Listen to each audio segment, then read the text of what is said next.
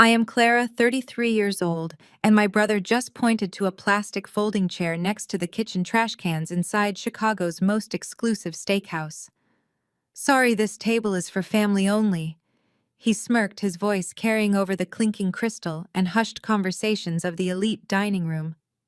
I just smiled, looked at the $5,000 dinner spread they were ordering, and calmly sat down by the garbage.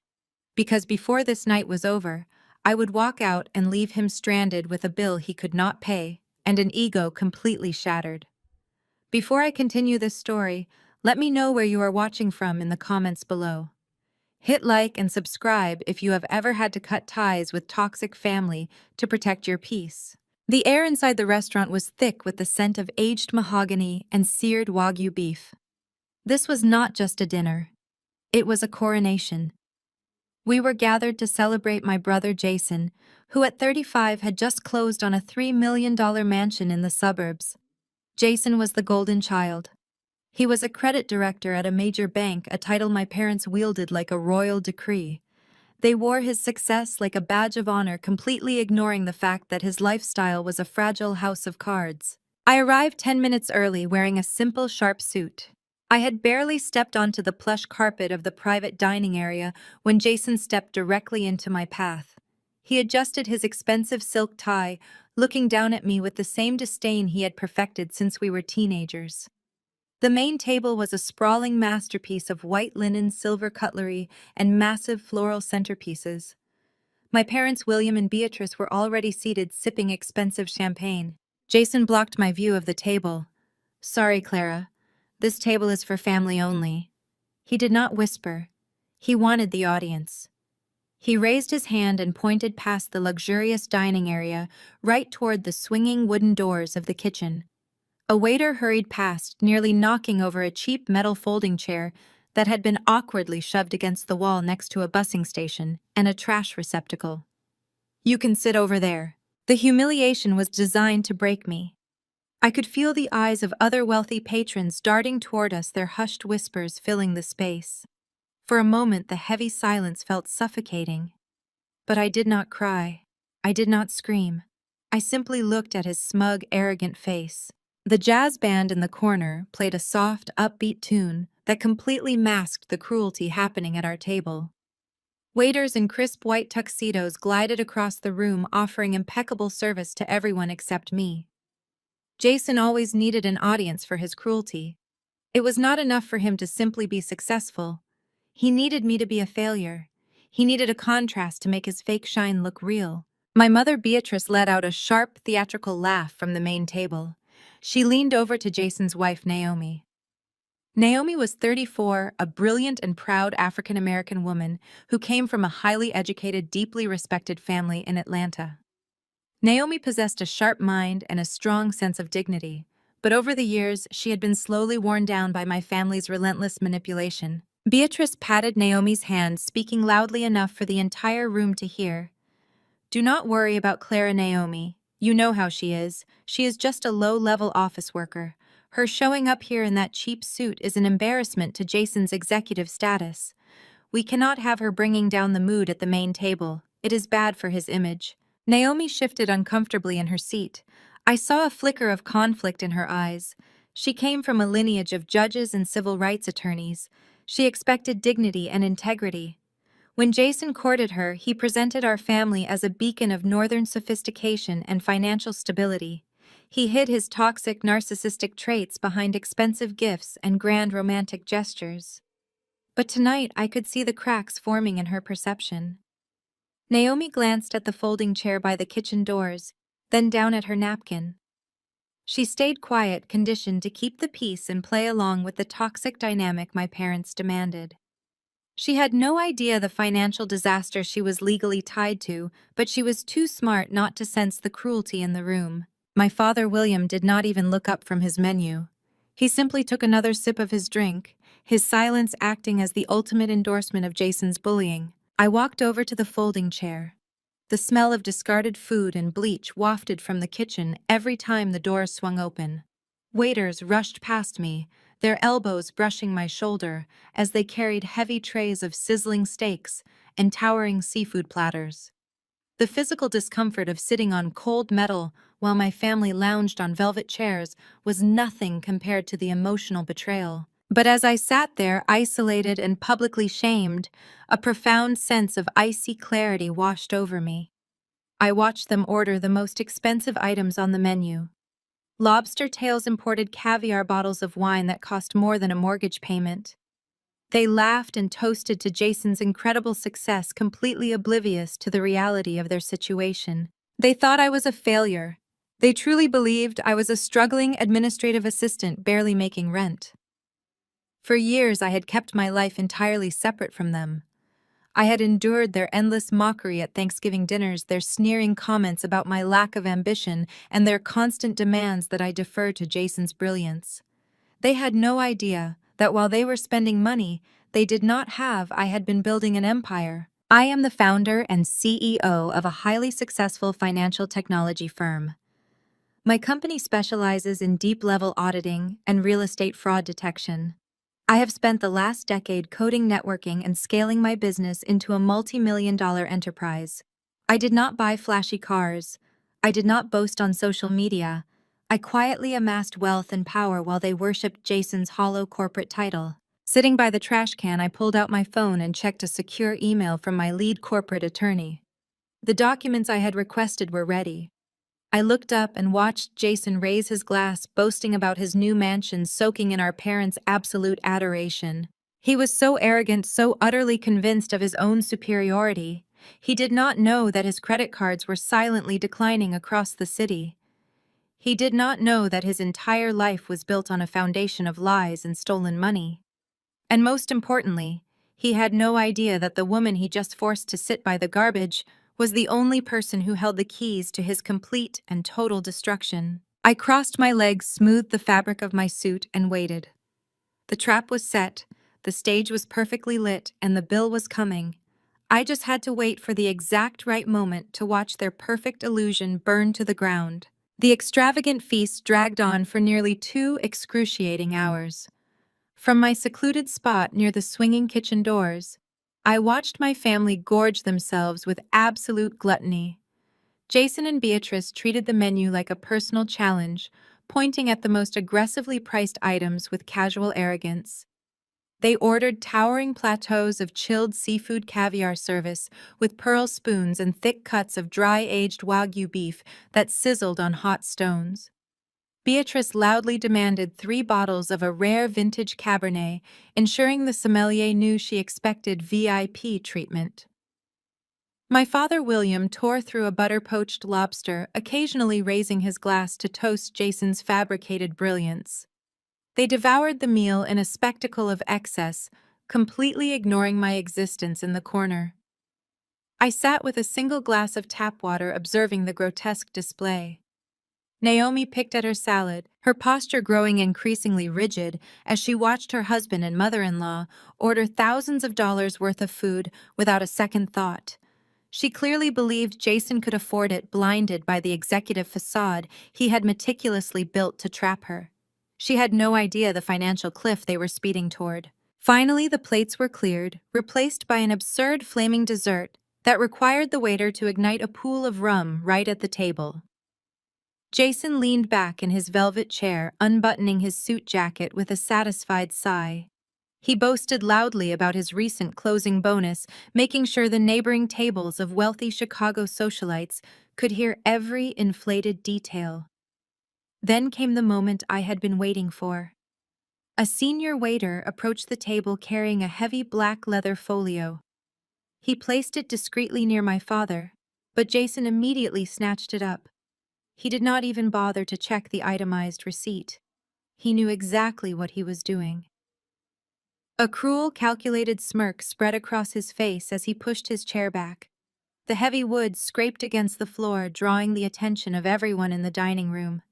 He held the leather folder up like a trophy and began walking away from the main table, heading straight toward my plastic folding chair by the garbage bins.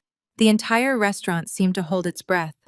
The ambient chatter died down, leaving only the soft jazz music echoing through the tension-filled air. Jason stopped right in front of me, his shadow blocking the dim lighting. Without a word of greeting, he tossed the heavy leather folio directly into my lap. It hit my thighs with a soft thud. I looked down at the receipt peeking out from the edge. The total printed at the bottom was a staggering $5,432. Jason crossed his arms and projected his voice so every patron in our section could hear his authority. "You are paying tonight, Clara," he declared, dripping with condescension. "Consider it back rent. We housed you, fed you, and put up with your lazy attitude all through your college years, while you sat in your childhood bedroom contributing absolutely nothing to this family. It is time you finally paid your parents back for their generosity. Go ahead and put it on your little debit card, if it will even go through." A collective gasp rippled through the nearby tables. Wealthy diners paused with their wine glasses halfway to their mouths, staring in open shock at the sheer cruelty of his demand. At the main table, Naomi looked horrified, her eyes darting between Jason and me in sudden realization of how sick this family dynamic truly was. But Beatrice simply laughed, taking another sip of her expensive Cabernet. "It is the least she can do," my mother announced loudly, waving her hand in my direction. "She has been a financial drain on us for long enough." William nodded in agreement, wiping his mouth with a linen napkin. They genuinely expected me to break down. They expected me to cry, beg, or humiliate myself by admitting I could not afford a $5,000 dinner I was not even allowed to eat. Instead of crying, I looked down at the bill and let out a soft, genuine chuckle. I picked up the leather folio, feeling the weight of their impending doom in my hands. I stood up slowly from the plastic chair, smoothing the invisible wrinkles from my custom-tailored suit. I looked Jason dead in the eyes. My gaze was so terrifyingly calm that his smug smile faltered for a fraction of a second. I did not raise my voice. I did not throw a tantrum. I simply turned my head toward the senior waiter, who was standing a few feet away, watching the exchange with wide, uncomfortable eyes. I held the folio out to him. "I am sorry," I said, my voice cutting through the silent room like a blade of ice, "but this is not my table." I dropped the black leather folder onto an empty tray nearby. Then, without sparing another glance at my brother, my parents, or the extravagant feast they had just consumed, I turned my back. I walked purposefully toward the grand front doors of the steakhouse, my heels clicking rhythmically against the hardwood floor. I could feel Jason staring holes into my back, assuming I was running away in defeat. He thought he had won. He thought I was fleeing out of poverty and shame.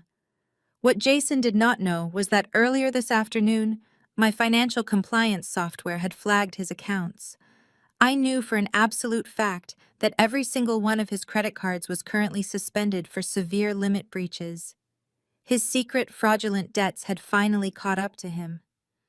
I pushed through the heavy glass doors and stepped out into the cool Chicago night air, leaving them completely stranded with a $5,000 bill they had absolutely no way of paying. The cool Chicago breeze felt incredibly refreshing against my skin as I descended the marble steps of the steakhouse.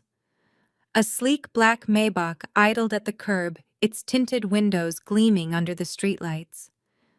My driver immediately stepped out and opened the rear door for me. I slid into the plush leather interior, the quiet luxury of the cabin, a stark contrast to the chaotic dining room I had just left behind.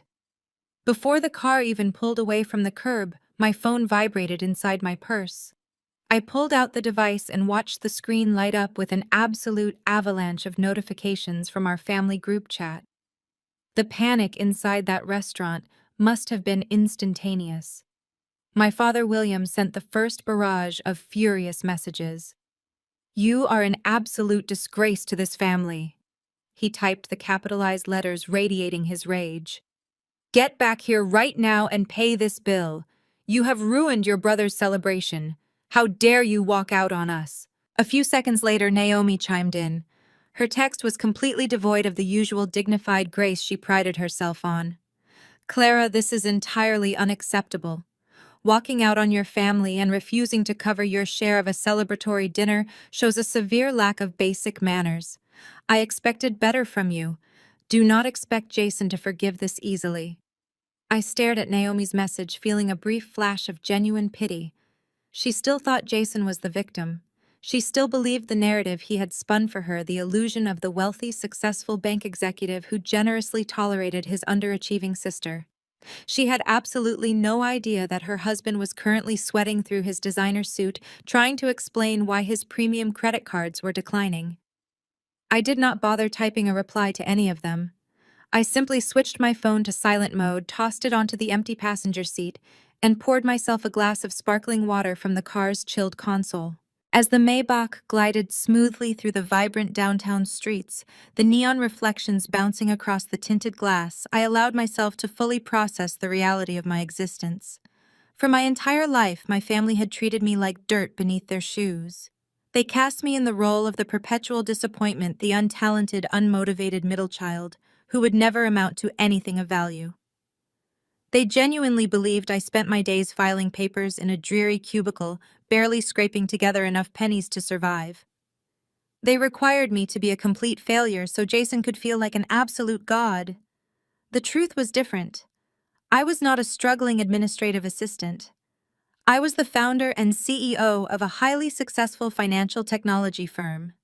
My company, which I had built from absolutely nothing over the last grueling decade, specialized in deep-level auditing and real estate fraud detection. We engineered proprietary algorithms that banks and federal agencies use to identify embezzlement, money laundering, and illicit mortgage leveraging.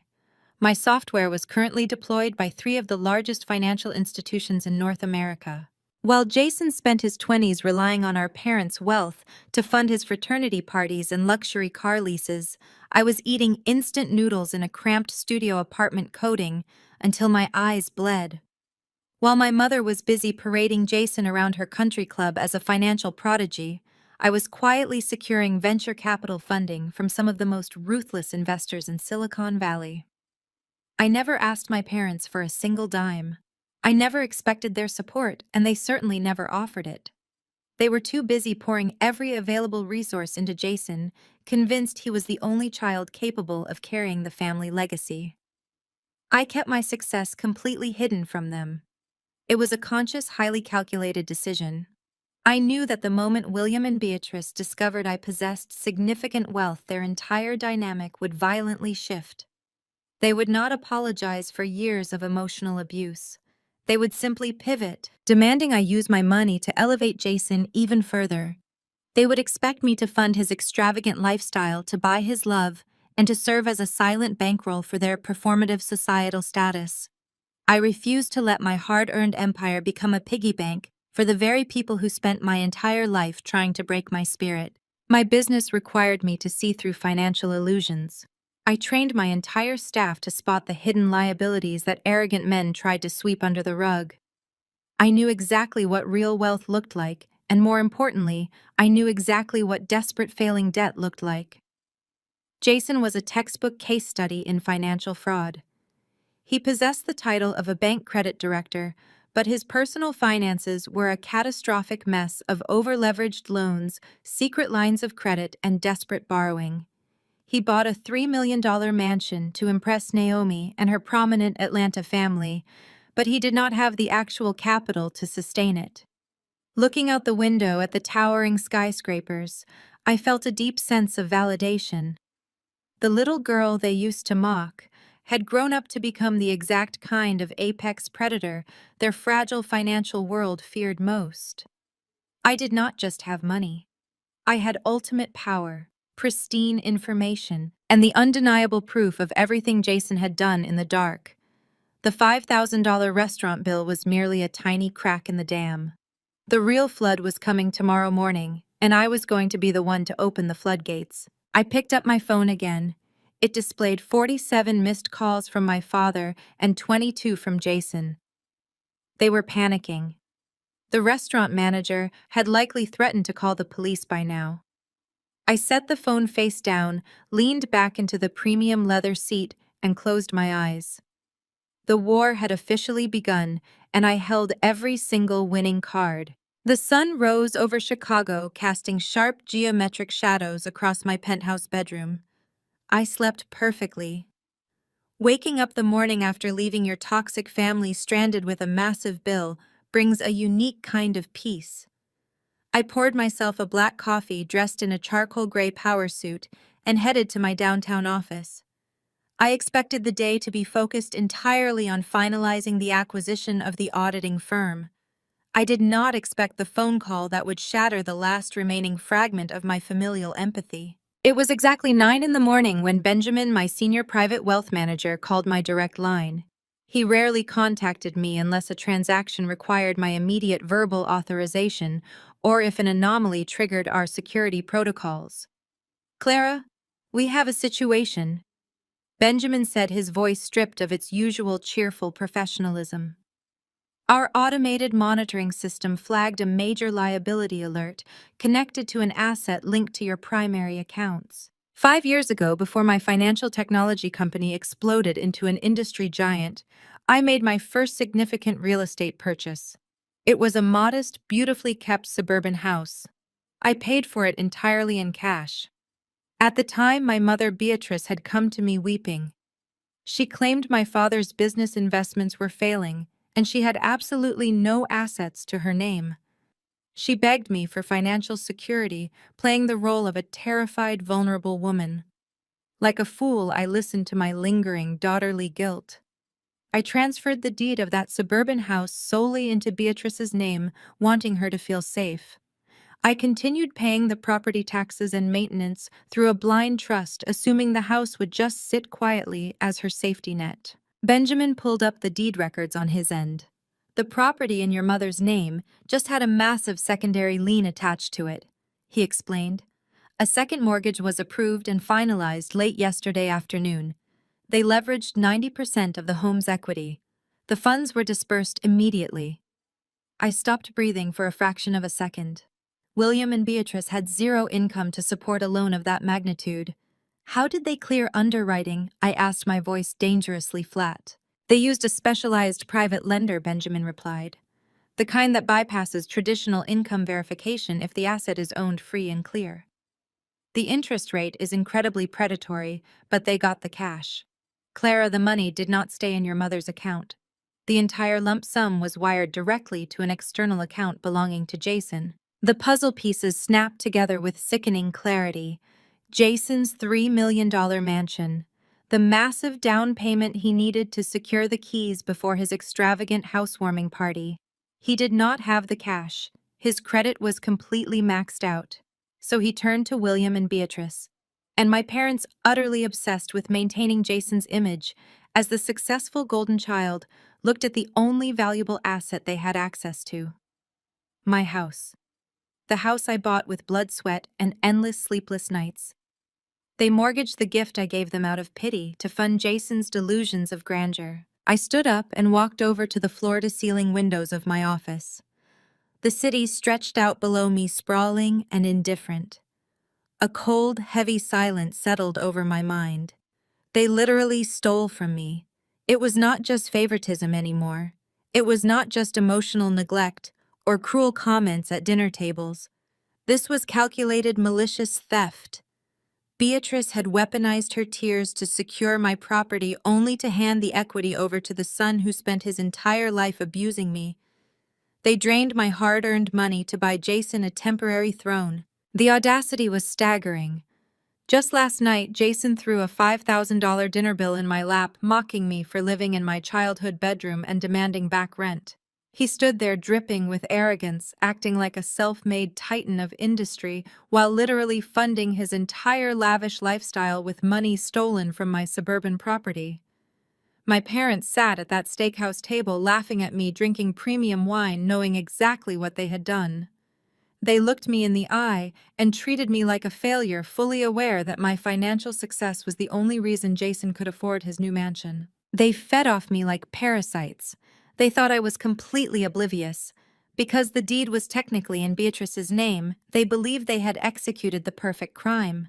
They assumed I would never find out, or if I did, I would be too weak and poor to do anything about it. They thought I was still the insecure girl, desperate for their approval, the girl who would silently absorb the financial ruin to keep the peace. "Benjamin," I said, breaking the silence. My voice did not shake. There were no tears in my eyes. "Trace the exact wire transfer." I want the routing numbers, the authorization signatures, and the corresponding loan documents from that private lender. Get me everything. Consider it done, Benjamin said. What is our next move? We let them spend it, I replied, a dark, terrible smile forming on my face. We let Jason move his pregnant wife into that mansion. We let him invite his boss and his wealthy friends. We let him build his entire identity on that stolen equity. I ended the call and placed my phone precisely in the center of my desk. The betrayal should have broken me. A normal daughter would be devastated. A normal sister would be crying on the floor asking why she was never enough. But I was not a normal daughter anymore. I was a CEO who dismantled financial criminals for a living. My parents had just handed me the ultimate weapon. By committing wire fraud and illegally leveraging an asset linked to my accounts, they had crossed a legal boundary that completely destroyed any remaining moral obligation I had toward them. Jason's mansion was not his. It was built on a foundation of my money backed by fraudulent applications. He had inadvertently tied his entire public persona to a crime I could expose with a single phone call. The war was no longer just about humiliation. It was about absolute total annihilation. I would not just leave them with an unpaid restaurant bill. I would rip the roof off Jason's stolen mansion and let the whole world see the pathetic, desperate criminals hiding inside. My desk phone remained silent, but my personal cell phone vibrated violently against the polished mahogany wood of my desk. The caller ID flashed Jason's name in bright white letters. I stared at the screen, watching it vibrate, genuinely marveling at the sheer audacity of the man on the other end. Less than 12 hours ago, he had publicly humiliated me at a high-end steakhouse and attempted to stick me with a $5,000 bill he could not pay. A normal person might call to apologize, or at least to scream defensively about the embarrassment of having their premium credit cards declined in front of the waitstaff. Jason was not a normal person. I picked up the phone and accepted the call, pressing the device to my ear without saying a single word. "Clara, listen to me very carefully," Jason barked the moment the line connected. His voice was completely devoid of shame, hesitation, or remorse. There was no embarrassment over the restaurant fiasco. Instead, he spoke with the brisk, commanding tone of an executive giving orders to a lowly subordinate. "I am not calling to discuss your little tantrum last night. Walking out on your family was pathetic, but frankly, I expect nothing less from you at this point. I am calling to give you your 30-day notice." I remained perfectly still in my leather office chair, my eyes fixed on the city skyline. Notice for what exactly I asked, my voice smooth and betraying absolutely zero emotion. "Notice to vacate the property," he snapped, sighing heavily into the receiver as if dealing with my existence was physically exhausting. Mom, Dad, and I had a long family meeting this morning. We have made some executive financial decisions. We are going to sell the suburban house to liquidate assets. My new mansion requires a substantial amount of capital for custom renovations, landscaping, and premium furnishings. Naomi is pregnant. We are starting a real legacy. We need the cash right now, a lot more than a single failure like you needs a whole house to herself. I listened to the sound of his impatient breathing over the line, analyzing the breathtaking psychological delusion required to speak those words. He genuinely thought the house belonged to William and Beatrice. Because I had placed the deed in our mother's name 5 years ago to give her peace of mind, Jason believed the property was part of their personal portfolio, ready to be harvested for his exclusive benefit. He had no idea that I paid for every brick, every shingle, and every blade of grass with cash I had earned through grueling corporate audits. He also had no idea that I already knew they had illegally leveraged the property just 24 hours prior. He was not selling it. He had already stolen the equity and was now trying to kick me out to cover his tracks and avoid paying the secondary mortgage. "You want me to pack up my belongings and move out of the house I have lived in for 5 years, I stated calmly, repeating his demand back to him to ensure I heard the exact parameters of his delusion. "So you can use the funds for your new mansion." "Exactly," Jason said, his voice dripping with intense condescension.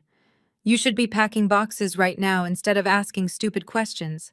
It is time you stopped leeching off our parents. You have been squatting in their investment property long enough.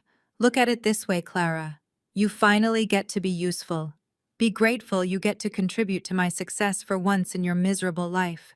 Naomi deserves a perfect home to raise my child in, and you are going to facilitate that.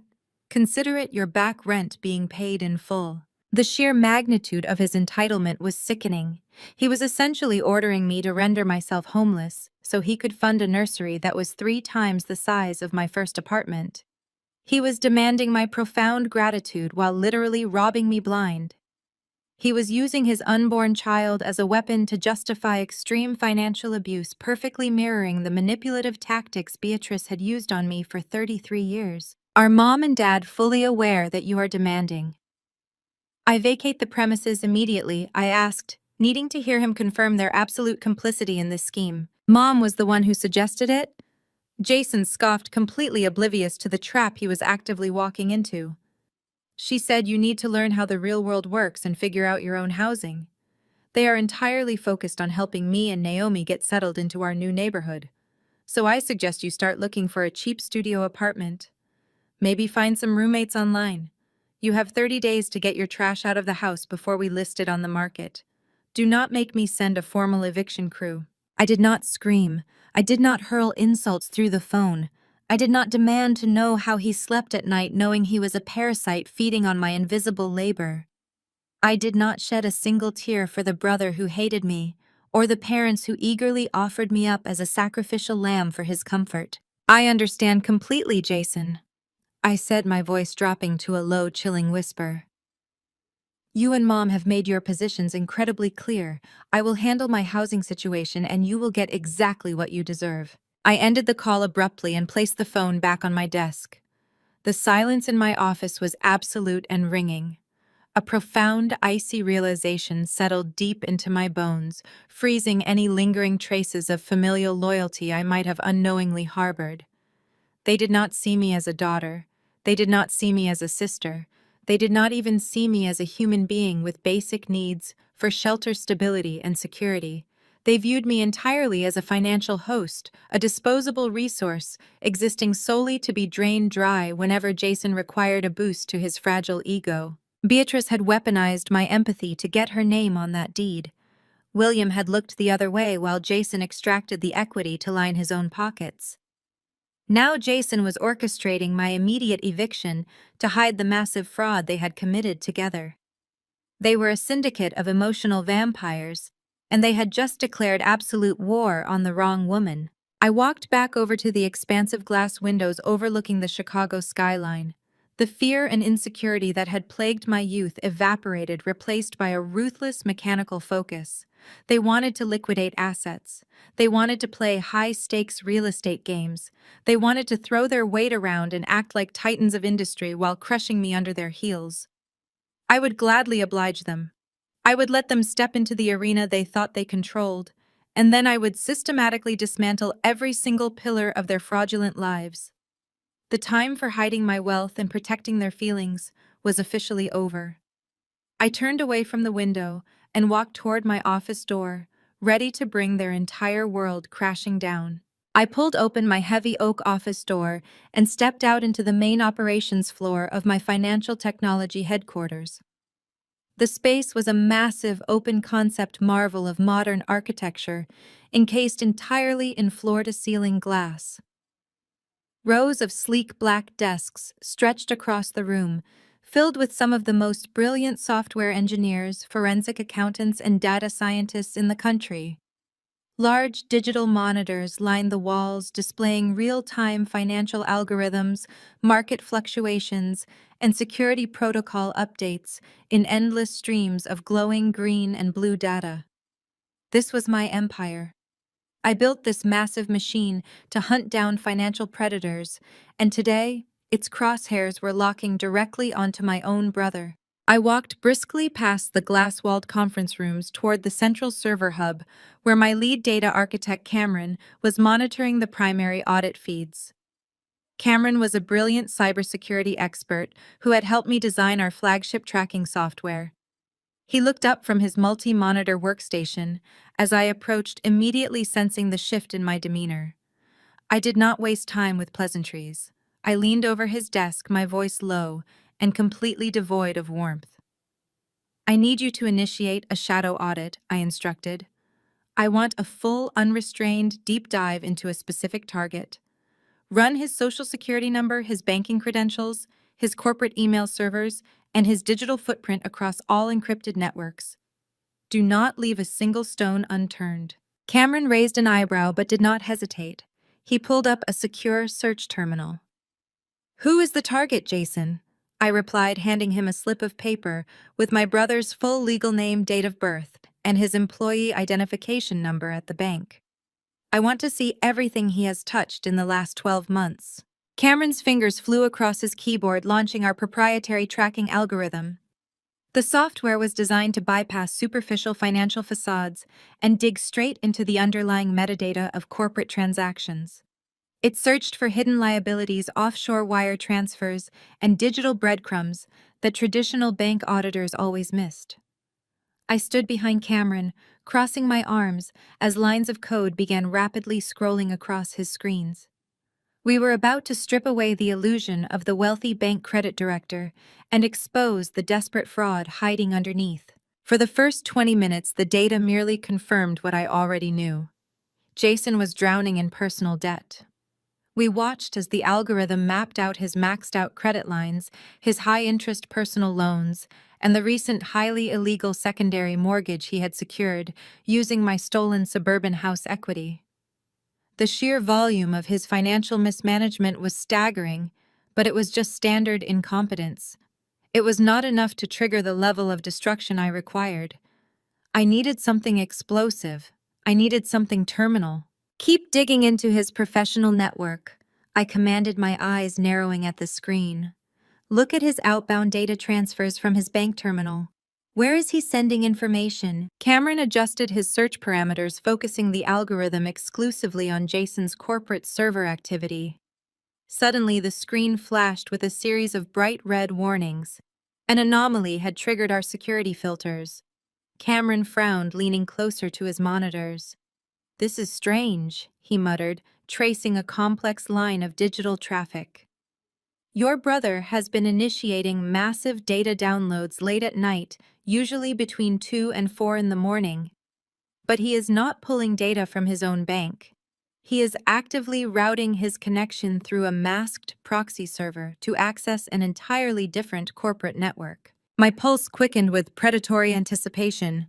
Can you identify the external network, I asked?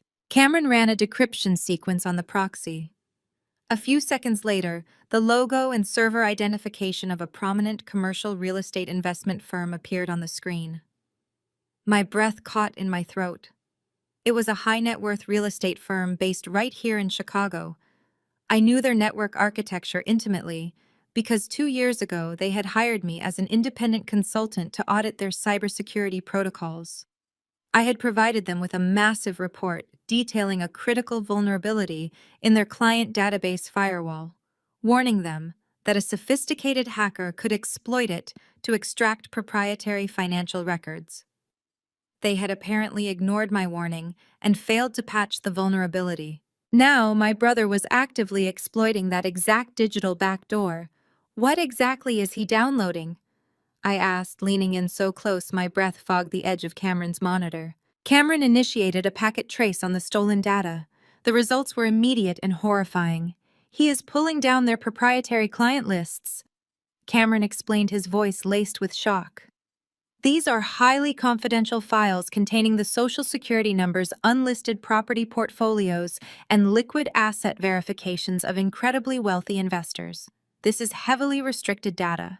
He is pulling gigabytes of it straight onto an unsecured external hard drive. The cold realization hit me like a physical strike.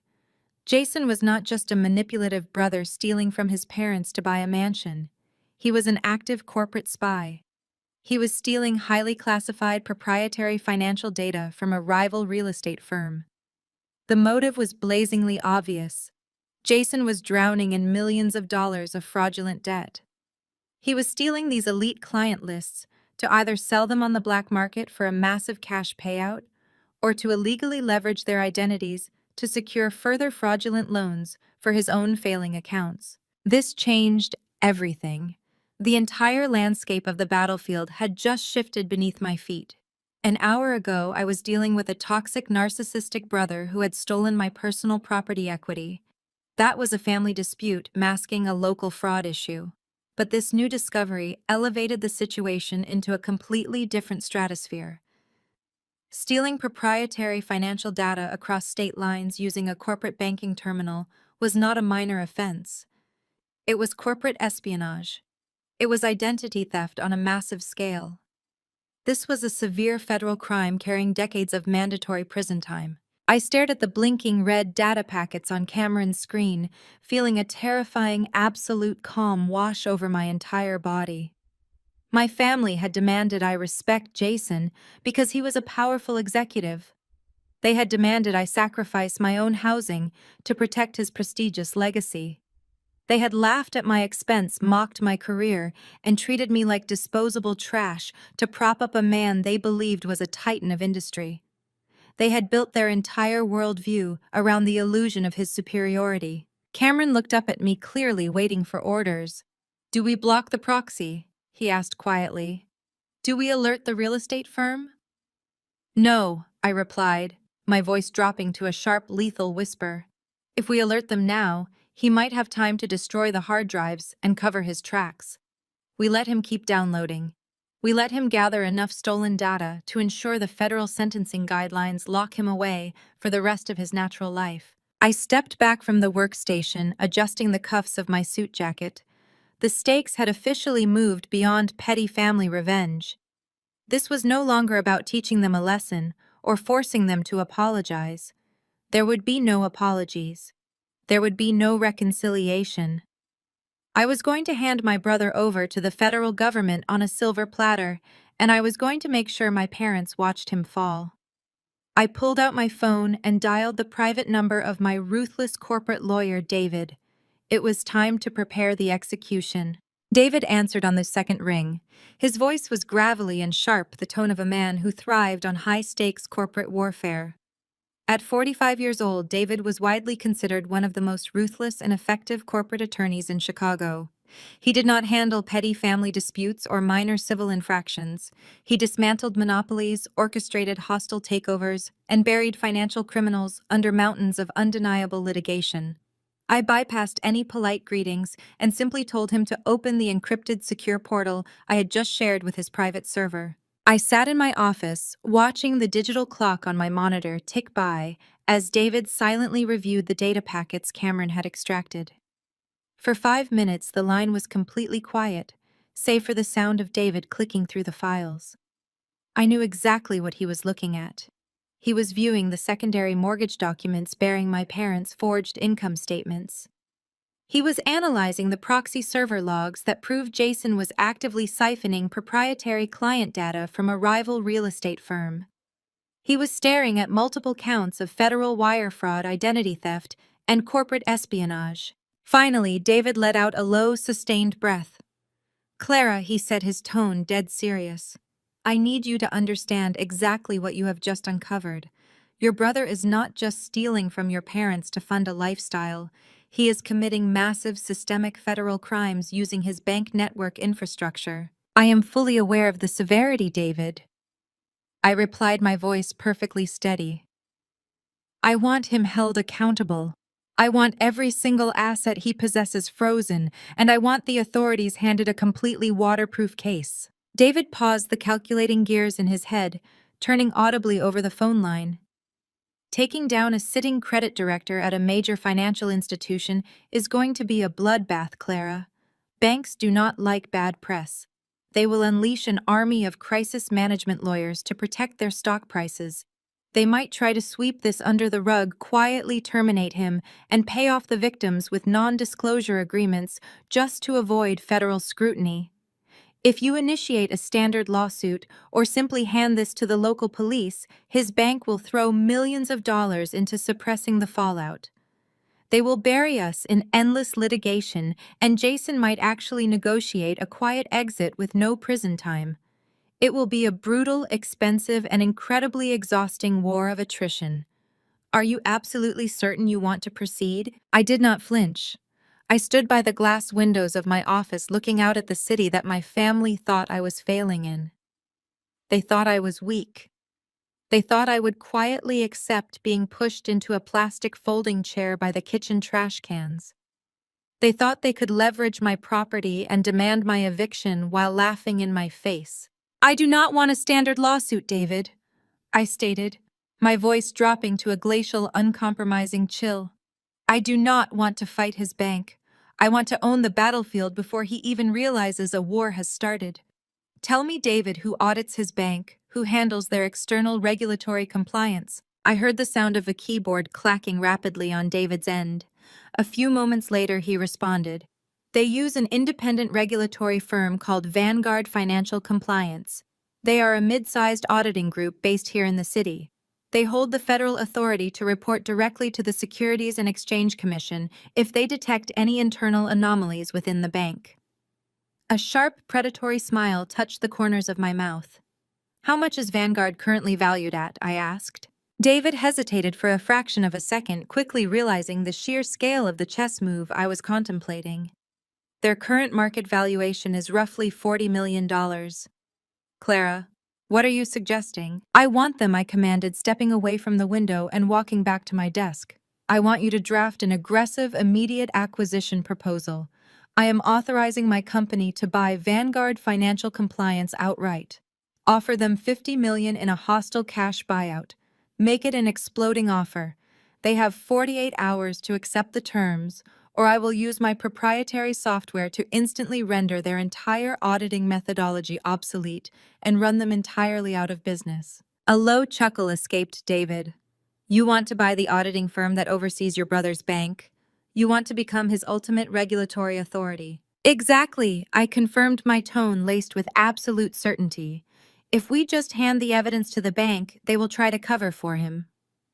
But if my newly acquired firm initiates an independent federally mandated audit, the bank's executives will have absolutely no choice but to comply. They will not be able to sweep his crimes under the rug because I will be the one holding the broom.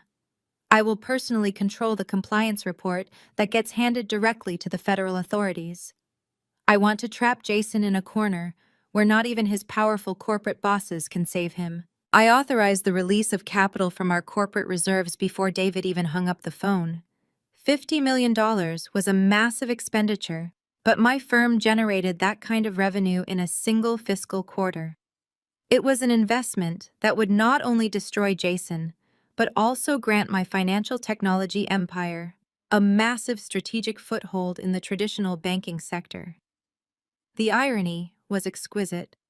My mother had just mocked my career, utterly convinced I was a penniless disappointment, while I casually authorized a $50 million acquisition simply to orchestrate her golden child's downfall. Consider the acquisition paperwork drafted, David said, his voice brimming with professional excitement. I will mobilize the mergers and acquisitions team immediately. We will lock down the Vanguard buyout by the end of the week. Your brother has absolutely no idea what kind of monster he just woke up. I ended the call and sat down in my leather executive chair. The pieces were officially in motion. My family thought they had successfully outsmarted me. Jason thought he was securing his opulent future by stealing my equity and selling restricted data to fund his $3 million mansion. He thought his position as a bank director made him untouchable. He was profoundly mistaken. By next week, my company would finalize the hostile takeover of Vanguard Financial Compliance. Without his knowledge, I would effectively become his ultimate superior. I would have full legal and federal jurisdiction to review every single loan he approved, every proxy server he accessed, and every fraudulent document he submitted. I was not just going to ruin his housewarming party. I was going to construct a flawless, inescapable federal cage, and I was going to lock the door myself. 72 hours later, the acquisition of Vanguard Financial Compliance was complete. David executed the hostile buyout with the precision of a military strike. The partners at Vanguard took the $50 million cash offer without a second thought, completely unaware they were handing over the keys to my brother's destruction. By Friday morning, a secure encrypted hard drive containing Vanguard's complete unrestricted audit logs was delivered directly to my private office. I reserved our most secure glass-walled conference room. The glass frosted over at the press of a button blocking the outside world. David walked in carrying 2 cups of black coffee and a fresh legal pad. He sat across from me as I plugged the drive into the isolated terminal.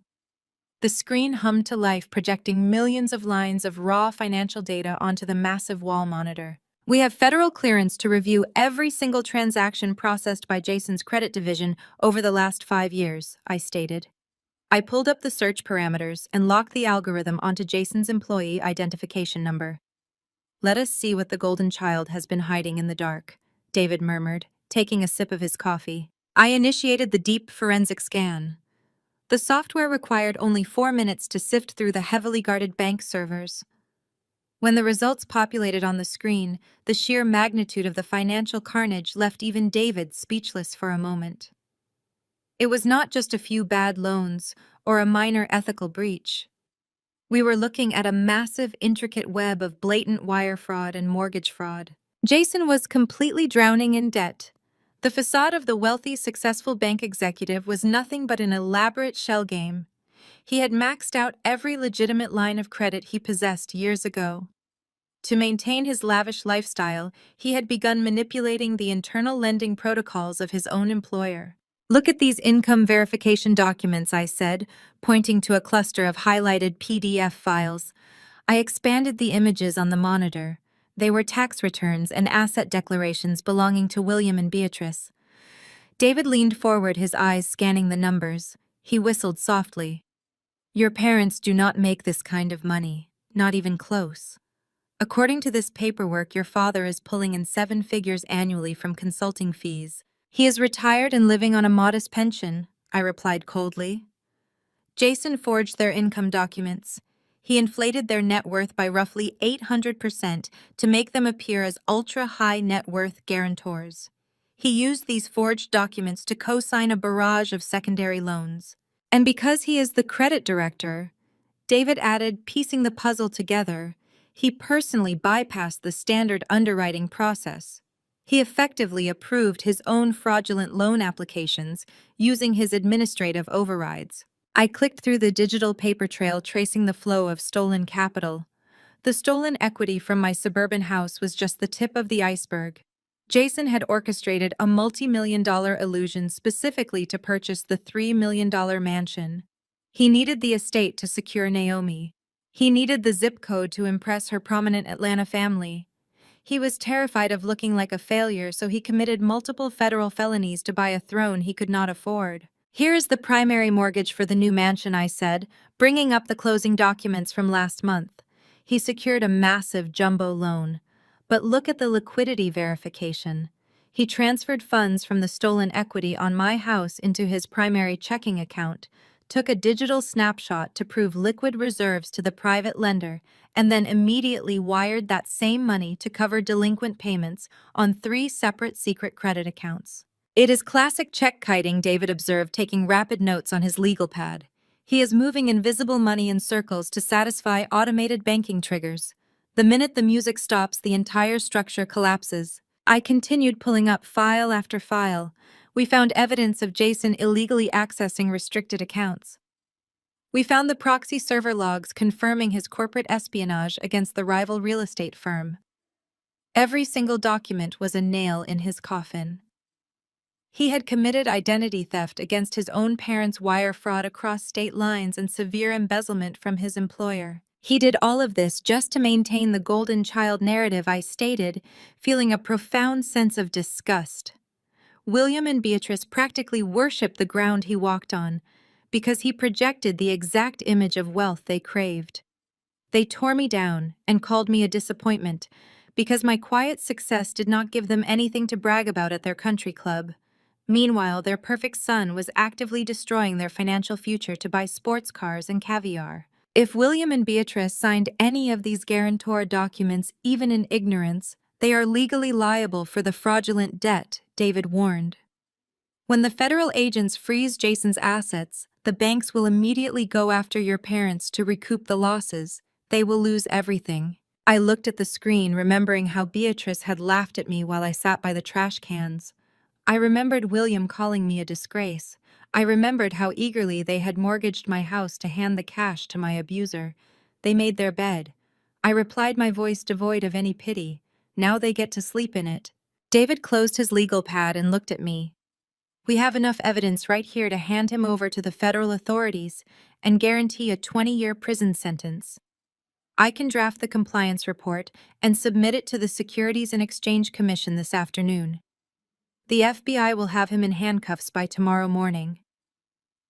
I shook my head slowly. No. Not yet. David frowned. Clara, you cannot sit on this.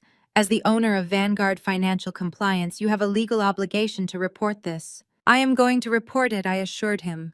But I'm going to control the timing of the detonation. Jason just sent me a 30-day eviction notice. He thinks he is selling my house to cover his fraudulent tracks. He thinks he is hosting a high-society housewarming party at that $3 million mansion next weekend. I want him to feel the absolute height of his fake power before I pull the rug out from under him. I turned back to the massive monitor, my eyes locking onto the primary lien holder for Jason's $3 million mortgage. The private lending firm was a notorious aggressive group that specialized in high-risk loans. David, I said, my tone shifting into pure tactical command. Contact this private lender. They already know Jason missed his first massive payment because he had to divert the stolen equity to his credit cards. They know this loan is toxic. I want you to buy his mansion's debt. Purchase the paper entirely through one of our anonymous shell companies. David smiled, a cold, calculating grin spreading across his face. You want to become his landlord. I want to become his executioner, I corrected. Buy the debt. Initiate the default protocols immediately. By the time his housewarming party starts, I want to legally own the roof over his head. Consider it done, David said, standing up. I remained in the conference room alone, surrounded by the glowing digital proof of my brother's impending ruin. The evidence was secured. The trap was reinforced with federal steel.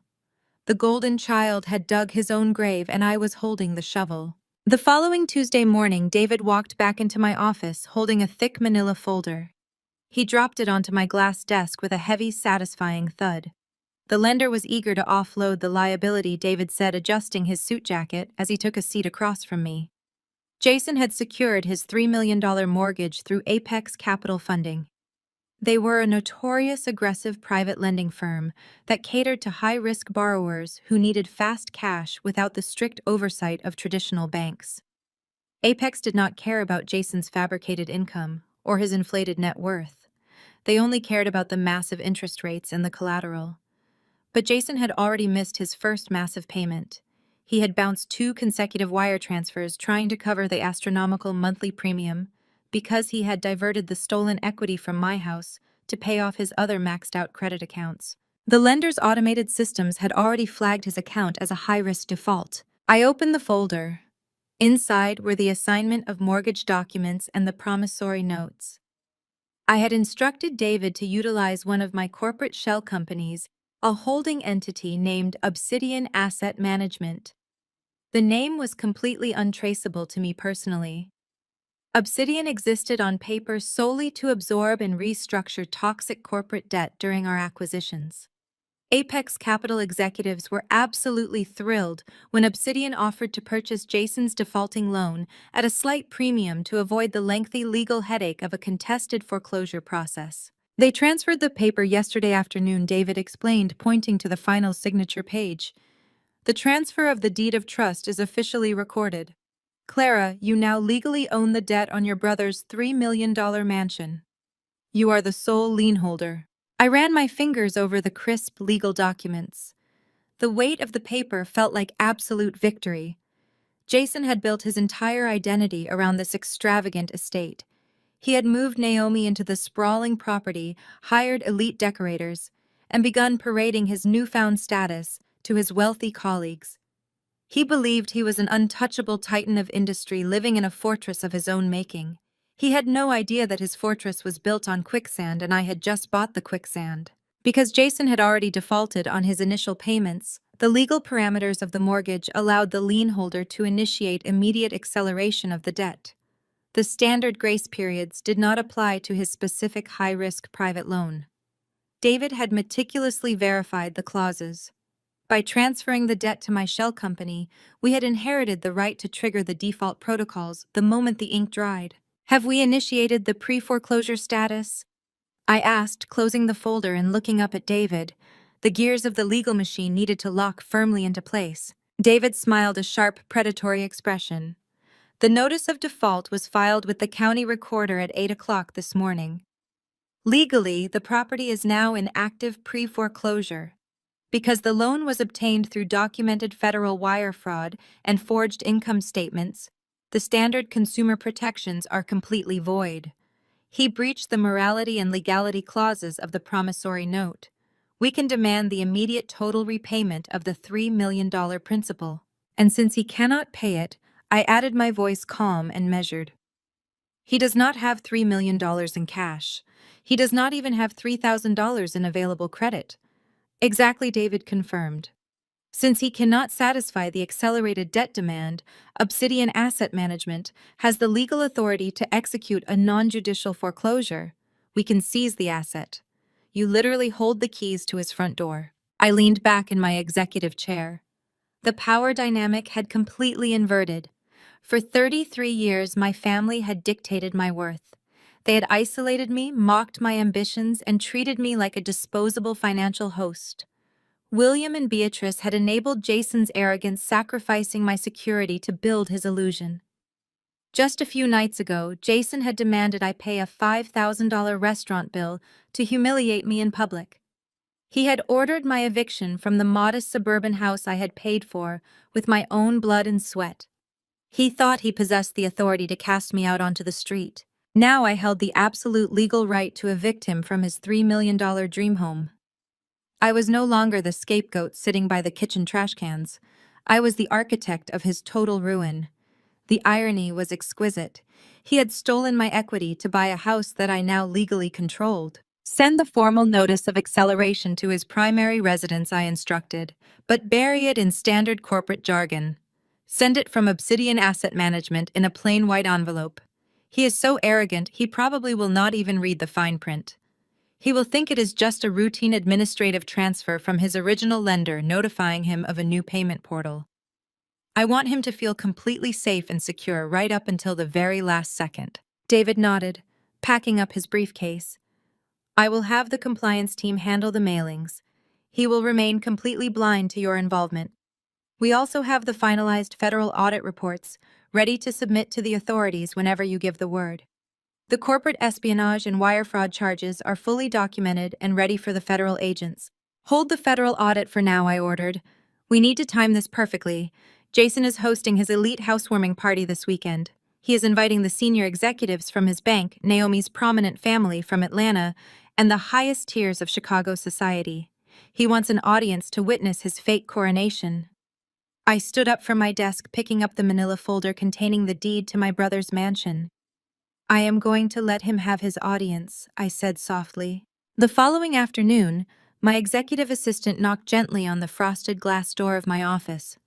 She walked in carrying a silver tray that held a single piece of mail. It was a massive envelope crafted from thick, textured cream paper, sealed with an elaborate wax stamp bearing the newly minted initials of my brother and his wife. The sheer weight of the envelope was designed to communicate wealth and status before it was even opened. My assistant raised an eyebrow as she handed it to me, clearly amused by the excessive presentation. I slid a silver letter opener under the wax seal and pulled out the contents. The invitation inside was a masterclass in performative luxury. It was printed on heavy gold foil cardstock with ornate custom calligraphy. The text proudly announced a dual celebration: a highly exclusive black tie optional housewarming and baby shower at the new estate. The event promised catered champagne towers, a live jazz ensemble, and a private tour of the $3 million grounds. It was designed to function as a royal debut for Jason and Naomi into the upper echelons of Chicago high society. A small separate card slipped out from between the heavy layers of the invitation and fluttered onto my glass desk. I picked it up. It was a handwritten note, penned in Naomi's elegant sloping cursive. I read the words slowly, letting the incredible condescension wash over me. Clara, the note began, completely bypassing any familial warmth. Jason was hesitant to include you after the unfortunate incident at the restaurant. However, I believe family should extend grace. You should come to the estate this weekend. It is a good opportunity for you to see how successful people live. Perhaps witnessing what hard work and proper financial planning can achieve will give you the motivation you need to finally improve your own situation. Please dress appropriately. Naomi. I stared at the handwritten card, a genuine, terrifying smirk spreading across my face. The absolute staggering irony of her words echoed in the quiet space of my office. Naomi genuinely believed she was throwing a lifeline to a struggling, impoverished woman. She truly believed her husband was a self-made titan of finance who had built an empire through hard work and proper planning. She thought she was being magnanimous by allowing the family failure to step inside their lavish fortress for a few hours. She had no idea that the fortress did not belong to them. She did not know that the very walls she planned to show off were currently legally owned by the woman holding her condescending note. She was entirely unaware that the champagne she planned to serve was bought with stolen equity, that the mortgage was secured through federal wire fraud, and that her husband was an active corporate spy. Naomi was a proud African-American woman from a distinguished family of Atlanta judges and attorneys. Her family had fought hard for every ounce of their prestige, breaking through generational barriers with sheer intellect and unimpeachable ethics. They valued integrity, reputation, and lawful success above all else. Jason knew this, which was exactly why he had built such a monumental lie to trap her. He was parading her around in a stolen life, using her pristine reputation to launder his own image. When Naomi's father and brothers discovered that Jason had forged her signature on federal loan documents legally tying her to his embezzlement, they would not just be angry, they would destroy him in court. The fact that she had taken the time to write this patronizing note proved just how deeply she had swallowed his toxic narrative. She thought I was the villain. She thought I was the jealous, lazy sister trying to tear down a great man. I felt a fleeting sense of sorrow for the devastation she was about to endure, but I knew that exposing the truth was the only way to free her from a man who was actively destroying her future. I placed the gold foil invitation and the handwritten note carefully next to the legal foreclosure documents sitting on my desk. The visual contrast between the two pieces of paper was absolute perfection. On the left lay the arrogant, glittering illusion of Jason's success. On the right lay the cold, hard legal reality of his impending destruction. My phone buzzed with an incoming call from David. I answered immediately. I just received confirmation from the Federal Compliance Division. David reported, his voice crisp and professional. The Securities and Exchange Commission agents have quietly reviewed the preliminary data packets we forwarded through our new auditing acquisition. They are highly motivated. Given the scale of the corporate espionage and the blatant mortgage fraud, they have fast-tracked the investigation. Federal warrants are being prepared as we speak. Excellent, I replied, picking up the gold foil invitation. Tell the federal agents that they do not need to hunt Jason down at the bank. Tell them he is hosting a massive public gathering this Saturday afternoon. He will be surrounded by his senior bank executives, his wealthy neighbors, and his entire extended family. It is the perfect environment for an arrest. David chuckled darkly. You are going to let the authorities raid his housewarming party. It is not his house, I reminded him, my voice devoid of any mercy. And yes, I am going to let them raid it. He wants an audience to witness his success. I am simply ensuring that the same audience witnesses his downfall. He built this stage himself. He invited the spectators. I am just going to provide the grand finale. I ended the call and opened my personal email.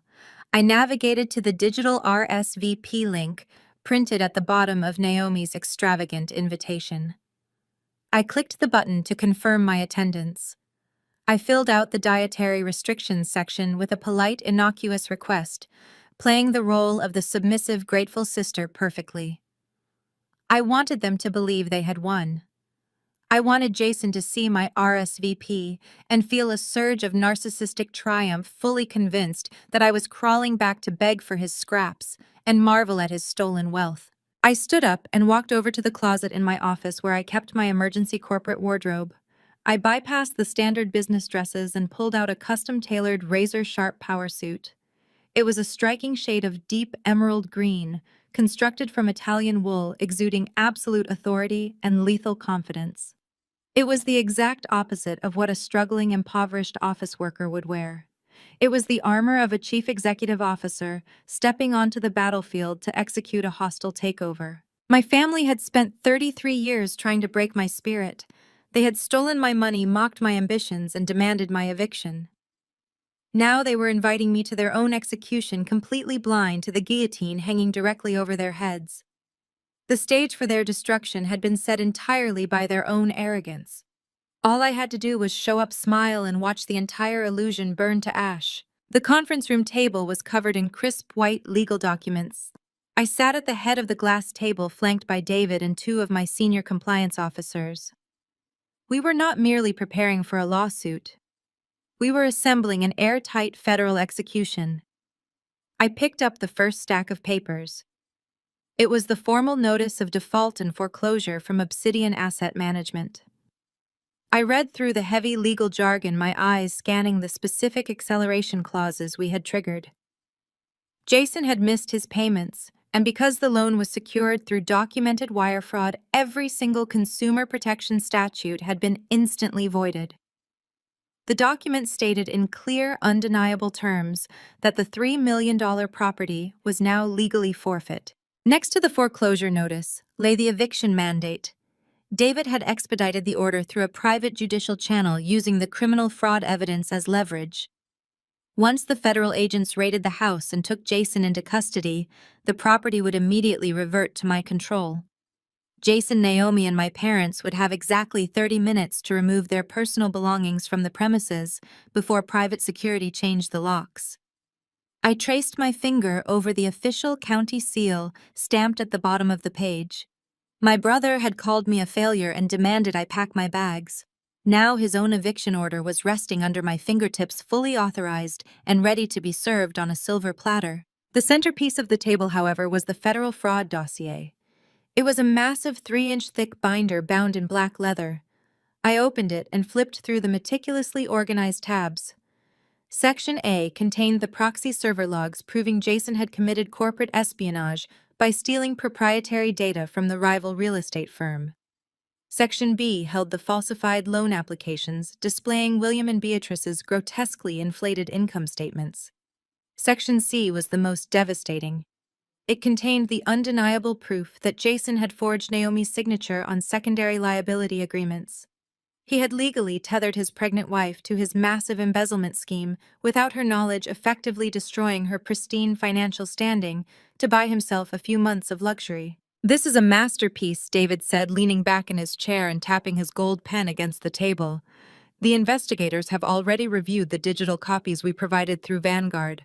They coordinated with the local field office this morning. The arrest warrants are signed by a federal judge. The agents are fully briefed and standing by. They are just waiting for you to give the green light." I closed the heavy black binder. "The green light will be given on Saturday afternoon," I stated, my voice echoing in the quiet conference room. "I want them to breach the gates right in the middle of his extravagant champagne toast. I want every single guest in that mansion to see exactly what happens to a man who steals from his own family to build a fake throne." David smirked, but then his expression turned serious. "If you want maximum psychological impact, we need to ensure the right audience is present. Jason invited a massive crowd, but we need the heavy hitters there. We need the people who can instantly dismantle his professional life the moment the handcuffs go on." I smiled, a slow, calculated expression. "I am already 10 steps ahead of you, David. Jason wants to impress high society, but his ultimate goal is to dazzle the senior executives at his bank. He desperately wants a promotion to senior vice president, and he thinks hosting this lavish party will prove he belongs in the elite inner circle. I turned to my computer and opened a secure communication channel. 2 days ago, immediately after finalizing the hostile takeover of Vanguard Financial Compliance, I instructed my executive team to send a highly confidential encrypted memo to the current senior vice president of Jason's bank. The memo politely introduced my firm as the new absolute regulatory authority overseeing their branch. I then casually mentioned that I would be attending a private social gathering in the suburbs this coming weekend, and I suggested it might be an excellent informal opportunity for our two companies to discuss future compliance strategies over drinks. I made it sound like an exclusive invite-only networking opportunity that a smart executive could not afford to miss. I did not explicitly name Jason in the memo, but I provided the exact address and time of the housewarming party. The senior vice president, eager to appease the new regulatory watchdog that held the power to audit his entire institution, immediately took the bait. I clicked open my inbox and turned the monitor so David could see the screen. Displayed in bright bold text was a confirmed RSVP directly from the senior vice president's executive assistant. The executive was not just attending. He was bringing two other senior board members with him, completely unaware that they were walking into a federal raid. David let out a sharp laugh of disbelief. You lured his boss to the party using your newly acquired auditing firm as leverage. Jason is going to think his boss showed up because he respects him. He is going to think he finally made it into the boys' club. Yes, I replied, locking my computer screen. Jason will spend the first hour of that party practically kissing the ground his boss walks on. He will parade Naomi around, show off his stolen marble countertops, and act like the king of the world. And then right when he feels completely untouchable, I am going to hand that thick black binder directly to his boss. I'm going to let the senior executive read the undeniable proof of Jason's embezzlement right there in the living room. The trap was completely sealed. Every single exit was blocked by a wall of federal steel and undeniable corporate power. My family had spent my entire life controlling the narrative. They had dictated who was successful and who was a failure. They had silenced me, stolen from me, and demanded my gratitude for the privilege of being abused. But they had absolutely no idea how the real world operated. They did not understand that real power does not scream in a restaurant or brag about fake wealth. Real power sits quietly in a glass office, purchasing your debt and orchestrating your absolute ruin with a few keystrokes. I stood up from the conference table and gathered the physical documents: the foreclosure notice, the eviction mandate, and the heavy black dossier of federal crimes. I placed them carefully into my leather briefcase. The paper felt heavy, loaded with the weight of 33 years of suppressed anger and cold, calculated justice. I looked at David. Enjoy your Friday evening, I told him. Get some rest. Tomorrow we are going to burn a fake empire to the ground. Saturday morning arrived with heavy, overcast skies, a fitting backdrop for the absolute destruction I was about to unleash. I woke up precisely at 6 without the need for an alarm clock. There was no anxiety in my chest and no lingering guilt about what I prepared to do. The girl who used to cry alone in her bedroom when Jason mocked her grades was completely dead. In her place was a machine fueled by cold logic and undeniable corporate power. I moved through my penthouse with deliberate purpose. I poured a single cup of black coffee and stood by the floor-to-ceiling windows, watching the massive city of Chicago wake up below me. Today was not a day for hesitation or forgiveness. It was a day for a calculated execution. I finished my coffee, set the mug on the granite counter, and walked into my closet. I bypassed the rows of muted businesswear. My hand went directly to the black garment bag hanging at the end of the rack. I unzipped the protective bag and pulled out the custom-tailored emerald green power suit. I commissioned this striking outfit from a tailor in Milan months ago, long before Jason threw that $5,000 restaurant bill into my lap. I designed it for ruthless boardrooms, crafted from heavy Italian wool that held its razor-sharp structure perfectly. I slipped into the trousers and buttoned the structured jacket over a crisp black silk blouse. The fit was impeccable, clinging to my frame like a suit of modern armor. I stepped into black stiletto heels that echoed sharply against the polished hardwood floor of my apartment. I walked over to the full-length mirror and stared directly at my reflection. I searched my eyes for any lingering trace of the frightened younger sister who used to let her mother dictate her worth and silence her voice. There was absolutely nothing there. Beatrice and William spent 33 years trying to mold me into a submissive failure so their golden child could shine brighter by comparison. They illegally stole my property. Equity mocked my existence and demanded my immediate eviction, convinced I would simply roll over and absorb the abuse. The woman staring back at me in the mirror was a complete stranger to them. She was a lethal chief executive officer currently holding a loaded federal weapon. I reached for my jewelry box and clasped a heavy gold watch around my wrist. It was a subtle but aggressive display of the massive wealth I built entirely without their help. My cell phone buzzed against the marble vanity counter, shattering the quiet morning silence. It was David. I picked up the device and answered, my eyes never leaving my reflection in the mirror. "The package has been delivered," David stated, his voice tight with professional anticipation. "I personally handed the wire fraud dossiers, the forged mortgage applications, and the corporate espionage proxy logs directly to the federal field office at 8 o'clock this morning. They immediately cross-referenced our proprietary data with their preliminary security scans. The federal arrest warrants have been executed and signed by a federal judge." I looked down at my gold watch. It was exactly 10 in the morning. Jason and his extravagant housewarming party was scheduled to begin at 1 in the afternoon. "Are the federal agents currently positioned?" I asked, my tone utterly devoid of mercy. "They have a staging area set up 3 blocks away from the mansion perimeter," David confirmed. "They are utilizing 2 unmarked federal vehicles and a police escort to avoid raising suspicion in the affluent neighborhood. They are actively monitoring the guest arrivals through secure channels. They want to hit the property when maximum capacity is reached to ensure Jason cannot flee the scene or destroy any encrypted digital devices inside the house." The commanding agent confirmed they will breach the front doors at precisely 2:30 this afternoon.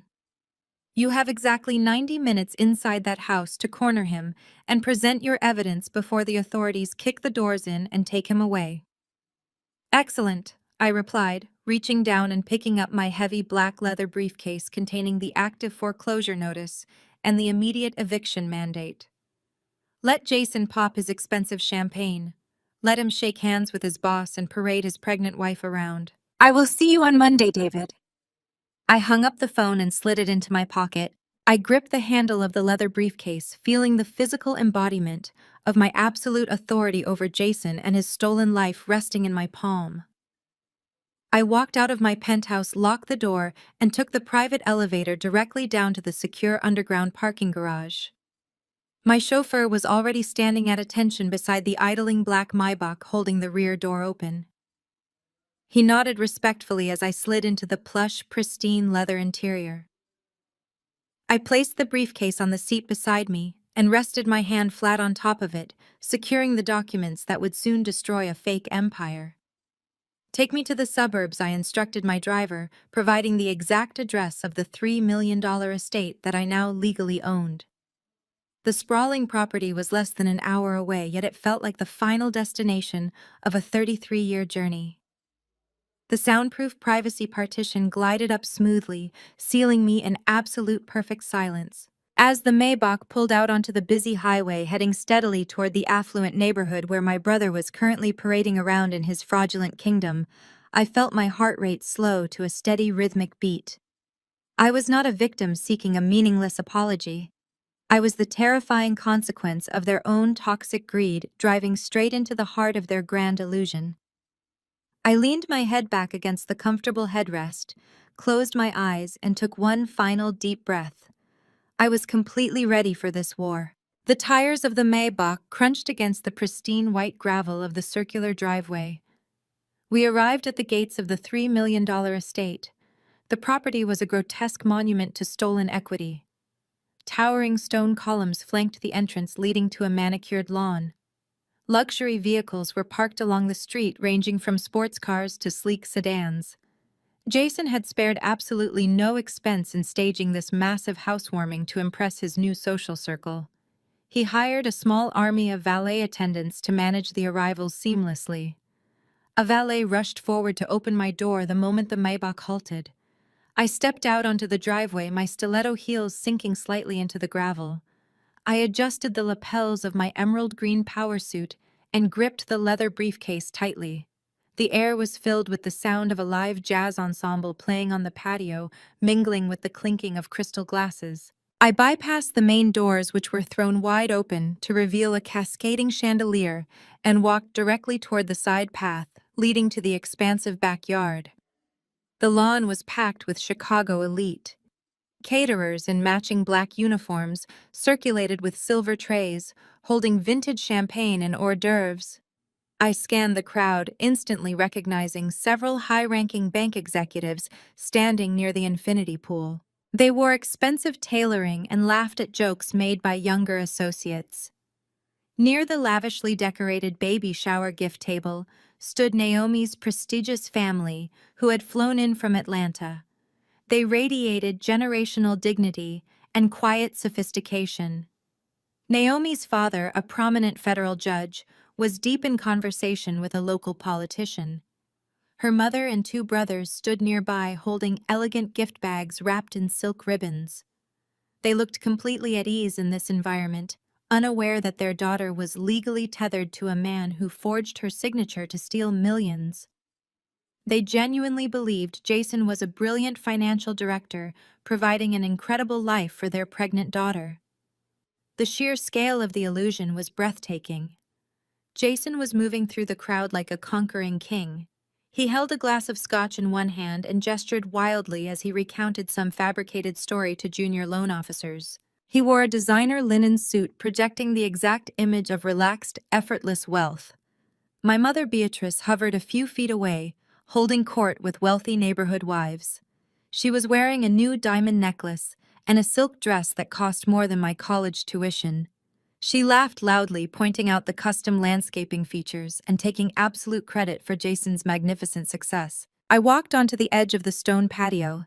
I did not try to hide or blend in with the catering staff. I stood in the direct line of sight between the jazz band and the outdoor bar, waiting for the inevitable collision. It took exactly 45 seconds for the illusion to shatter. Beatrice saw me first. Her champagne flute stopped halfway to her mouth. Her eyes widened in absolute horror as she took in my appearance. She expected the pathetic, desperate girl who sat by the trash cans last night. She did not expect a woman radiating lethal corporate authority holding a heavy leather briefcase. Beatrice immediately grabbed Jason's arm, her manicured fingernails digging into his linen suit jacket. She pointed frantically in my direction. Jason turned his head, annoyed by the interruption. The moment his eyes locked onto mine, the smug, arrogant smile melted completely off his face. His skin flushed a deep, violent shade of crimson. He slammed his scotch glass down onto a nearby cocktail table so hard the amber liquid sloshed over the rim. He did not care that he was standing in the middle of a high society gathering. His toxic rage completely overrode his desperate need to maintain his public image. He shoved his way past two junior bank executives, muttering a sharp excuse, and stormed directly across the patio toward me. His fists were clenched tight at his sides, his chest heaving with fury. He closed the distance between us in seconds, stopping less than 2 feet away from my face. "Who let you in?" He snarled, his voice a venomous hiss that carried over the sound of the jazz band. "Get out of my house, you pathetic failure." I did not flinch. I did not step back. I looked him dead in the eyes, maintaining perfect, unyielding eye contact. Before I could even open my mouth to respond, Beatrice arrived, breathless and panicking. She rushed up beside Jason, her face twisted into a mask of pure desperation and anger. "What is wrong with you?" Beatrice hissed, glancing around wildly to see if Naomi's family or the bank executives were watching the confrontation. "We told you to stay away. You have absolutely no right to be here ruining your brother's special day. Get off this property right now." Beatrice reached out and shoved her hands roughly against the shoulder of my emerald green suit jacket, trying to physically push me backward toward the iron side gate. She pushed again, her rings snagging on the fine Italian wool. I planted my stiletto heels firmly into the stone patio, refusing to move a single inch. I looked down at my mother's trembling hands, pushing against my chest, and then looked back up at Jason's furious red face. The commotion had finally drawn the attention of the elite crowd. The lively chatter closest to us abruptly died down. Several bank executives paused their conversations, turning to watch the bizarre scene unfolding at the edge of the patio. Naomi's father, the federal judge, stopped talking and narrowed his eyes, observing the sudden physical altercation. The audience Jason had so desperately craved was now giving us their full, undivided attention. This was exactly what I wanted to see happen today. I slowly raised my free hand, looked her directly in the eyes, and brushed Beatrice's trembling fingers completely off my jacket. With a single fluid motion. "Do not touch me," I said, my voice barely above a whisper, but carrying enough authority to make her instantly recoil. Jason stepped forward, his jaw clenched, preparing to unleash another barrage of humiliating insults. I did not give him the chance. I turned my shoulders, effectively rendering him entirely invisible, and walked straight past him. I moved through the opulent patio with the calculated stride of an apex predator tracking its target. The elite guests parted to make way for me, sensing the heavy, dangerous energy radiating from my emerald green suit. I kept my gaze fixed dead ahead, ignoring the confused murmurs rippling through the crowd. My target was standing near the edge of the cascading infinity pool. Thomas Bradley, the senior vice president of credit operations at Jason's bank. He was a tall, imposing man in his late 50s, holding a crystal glass of bourbon and chatting amiably with two other board members. He was the man Jason had spent months trying to impress, the ultimate gatekeeper to the promotion Jason desperately wanted. Jason had likely spent the entire morning fetching him drinks and laughing at his jokes, playing the role of the eager, brilliant subordinate. I stepped directly into Thomas Bradley's line of sight, smoothly interrupting his conversation. "Mr. Bradley," I said, extending my free hand. "I apologize for the interruption, but I believe we have some pressing corporate matters to discuss." Thomas raised an eyebrow, clearly surprised by my sudden appearance and assertive introduction. He shifted his bourbon to his left hand and accepted my handshake. "I am sorry. Do we know each other?" he asked, his tone polite but guarded. "We have not met in person," I replied, maintaining a firm professional grip. "I am Clara. I am the chief executive officer of the financial technology firm that finalized the hostile acquisition of Vanguard Financial Compliance this past Thursday. My company is now the absolute regulatory authority overseeing the internal auditing protocols for your entire banking division. We sent you an encrypted memo regarding this transition 2 days ago." The polite confusion on Thomas Bradley's face vanished instantly, replaced by sharp, immediate corporate respect. The two board members standing next to him straightened their posture. In the banking world, regulatory compliance was the ultimate authority.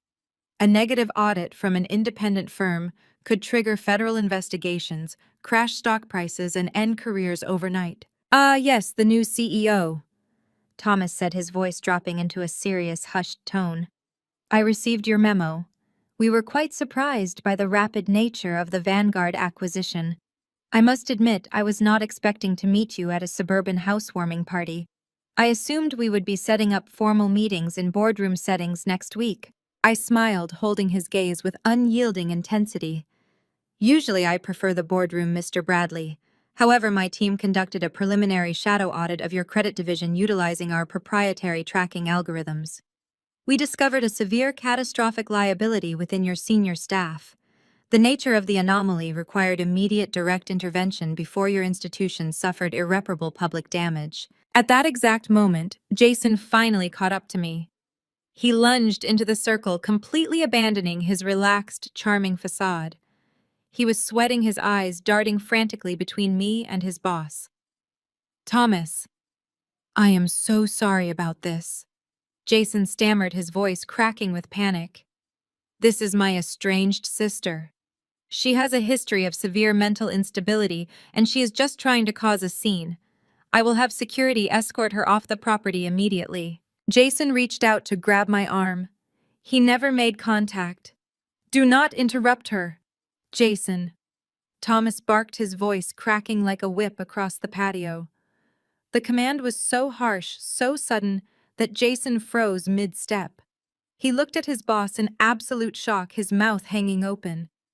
Thomas did not spare Jason another glance. He turned his full attention back to me, his corporate survival instincts fully activated. You mentioned a catastrophic liability, Clara. What exactly did your audit uncover? I lifted the heavy black leather briefcase and set it down onto a glass patio table next to us. I snapped the metallic latches open. The sound was loud and decisive.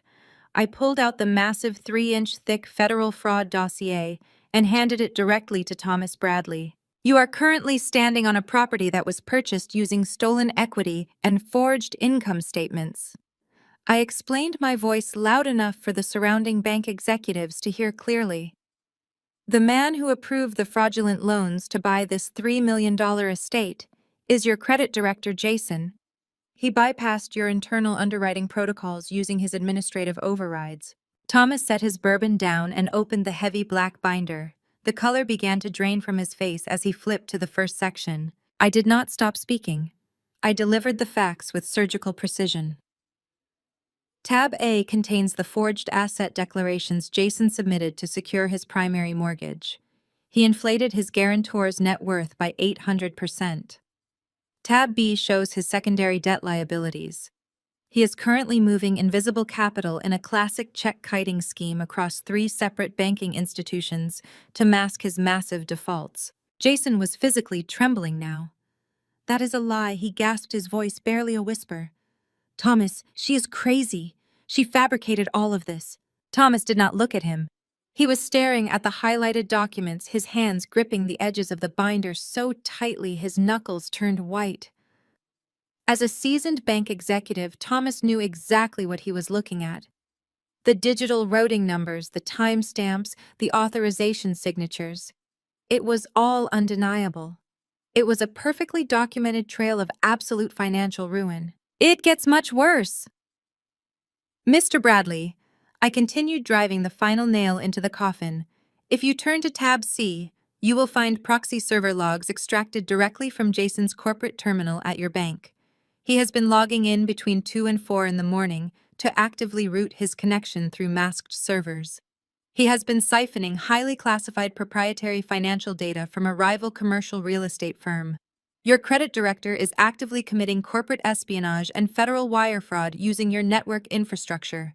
Thomas Bradley turned completely pale. The healthy flush in his cheeks vanished, replaced by an ashen, sickly gray. He looked up from the binder, his eyes wide with genuine terror. If the federal authorities traced those server logs back to his bank, the institution would face unprecedented fines, federal sanctions, and a catastrophic loss of investor confidence. The magnitude of Jason's crimes threatened to pull the entire bank down with him. You used our terminal to steal classified data, Thomas whispered, finally looking at Jason. The executive disgust in his voice was absolute. You forged loan documents under my jurisdiction. You brought me to a house bought with stolen money. I can explain. Jason begged, tears of genuine panic welling in his eyes. He reached out toward his boss, his hands shaking violently. Thomas, please, you have to believe me. She set me up. Thomas stepped back, physically repulsed by Jason's proximity. You are completely finished, Jason. You are terminated, effective immediately. Do not ever contact me or anyone at the bank again. The powerful bank executive standing nearby stared at Jason as if he were a diseased animal. The elite socialites whispered frantically, the rumor spreading through the crowd like wildfire. The golden boy, the self-made titan of finance, was nothing but a desperate, pathetic criminal. I stood perfectly still, watching the absolute destruction of his professional life unfold exactly as I had orchestrated. But the true devastation had not even begun. This was only the first domino, and the rest were about to fall in rapid succession. Thomas Bradley turned on his heel and walked away with rapid, heavy strides, signaling his 2 board members to follow him immediately toward the valet station. He left the thick black dossier resting on the glass patio table, leaving it completely exposed for anyone else to see. The sound of his retreating footsteps felt like a gavel striking wood. Jason stood completely frozen for 3 agonizing seconds, his eyes wide and locked onto the empty space where his boss had just stood. The catastrophic reality of his situation crashed down on him. His career was entirely dead. The promotion he had desperately craved was gone forever. The elite status he had sacrificed his own family to maintain had vanished in the blink of an eye. He slowly turned his head back toward me, and I watched his initial shock curdle into absolute unhinged hysteria. "She is a pathological liar!" Jason suddenly screamed, his voice cracking loudly as he spun around to face the watching crowd. The sheer volume of his shout caused several guests to flinch backward. He pointed a shaking finger at my face, spit flying from his lips as he frantically tried to seize control of the narrative. "Do not listen to a single word she says. She forged those documents to frame me. She is severely mentally ill. She has been jealous of my success since we were children. She is a low-level clerk who cannot afford to pay her own rent, and now she is trying to destroy my life out of pure psychotic spite." His voice echoed sharply across the manicured lawn. The live jazz band had completely stopped playing, leaving his frantic screams to ring out in the oppressive silence. He was breathing heavily, sweat pouring down his forehead and soaking into the collar of his expensive linen suit. The charming, effortless host from 20 minutes ago was entirely gone, replaced by a desperate cornered animal thrashing wildly against the walls of a trap he could not escape. Before I could even register the sheer absurdity of his accusations, William and Beatrice violently pushed their way through the crowd. My mother's face was a twisted mask of maternal outrage and social panic. She had seen Thomas Bradley storm off, and she immediately realized the party was imploding. Instead of asking what had happened, instead of questioning the massive federal fraud dossier resting on the table, she immediately directed all of her toxic rage directly at me. "What is wrong with you, Beatrice?" shrieked, her voice shrill and trembling with fury. She rushed to Jason's side, wrapping her arms protectively around his shoulders as if he were a victimized child. "You ungrateful, malicious wretch! You came here specifically to ruin your brother's beautiful housewarming party. We explicitly told you there was no room for you in this family. How dare you bring your pathetic, jealous delusions into his home and embarrass him in front of his colleagues?" William puffed out his chest, stepping forward to loom over me with the hollow artificial authority he had used to intimidate me my entire life. "Clara, you are leaving this property right this second," he demanded, his face red with anger. "If you do not walk out those gates immediately, I will personally call the police and have you arrested for trespassing and harassment. You have crossed a line you can never come back from. You are no longer my daughter." I looked at the 3 of them standing in a unified triangle of absolute delusion. They were literally screaming at me, completely ignoring the fact that Jason had stolen their identities and leveraged their financial future to buy the very ground they were standing on. They were so utterly conditioned to protect the golden child that they would blindly attack the woman holding the fire extinguisher while the house burned down around them. I did not raise my voice. I did not take a single step backward. I simply stood my ground, my posture perfectly straight, my hands resting calmly at my sides. The bespoke emerald green suit felt like absolute armor. I let their unhinged behavior contrast directly with my cold, unwavering silence. They were screaming, sweating, and losing their minds. I was perfectly still, staring at them with the detached curiosity of a scientist observing a failed experiment. "Please, William," I said, my voice smooth and chillingly calm. "Call the police. I highly encourage it. In fact, I insist you dial 911 right now and ask them to come to this address." My father hesitated, completely thrown off by my utter lack of fear. He expected me to cower. He expected me to cry and run away from his harsh discipline. My calm defiance caused a short circuit in his brain. The wealthy guests surrounding the patio began to react to the spectacle. The high society neighbors, the remaining junior bank executives, and the affluent socialites were visibly horrified. They were not horrified by me. They were repulsed by the screaming, sweating, frantic display of my family. In elite circles, loud public outbursts were considered the ultimate faux pas. The crowd began murmuring, exchanging wide-eyed glances as they physically stepped backward, creating a wide circle of isolation around Jason, Beatrice, and William. They were treating my family like a contagious disease. Naomi's prestigious family stood near the gift tables, their expressions hardening into masks of absolute legal scrutiny. Naomi's father, the federal judge, did not look at the screaming family. His sharp eyes were locked directly onto the black leather binder resting on the glass table. As a man who had spent his entire life in courtrooms, he recognized the distinct, terrifying format of a federal evidence dossier. He slowly placed a protective hand on his pregnant daughter's shoulder, guiding Naomi slightly backward away from her husband. Jason noticed the crowd pulling away. The physical rejection sent him into a deeper spiral of panic. He let out a ragged, desperate laugh, throwing his hands up in the air as he turned to the guests. "She is lying. I swear to you, she is completely insane. I am the credit director. I built this estate. I am providing for my wife. You all know me." His voice cracked pitifully on the last word. Nobody stepped forward to defend him. Nobody offered a comforting word. The caterers had quietly stopped passing out champagne, retreating toward the kitchen doors to avoid the fallout. The absolute silence of the crowd was deafening, a brutal confirmation that his meticulously crafted social mask had been completely ripped away. I looked at my mother, who was still clutching Jason's arm, her eyes darting nervously as she realized the elite guests were judging her. I looked at my father, who was staring at his phone, suddenly too afraid to actually dial the police. Finally, I looked at Jason, watching his chest heave with desperate, shallow breaths, as his entire fraudulent universe collapsed onto his shoulders. I did not need to scream to win this war. I just needed to let them destroy themselves in front of the exact audience they had tried so desperately to impress. Jason's breathing turned ragged as he scanned the faces of his guests. He saw nothing but revulsion.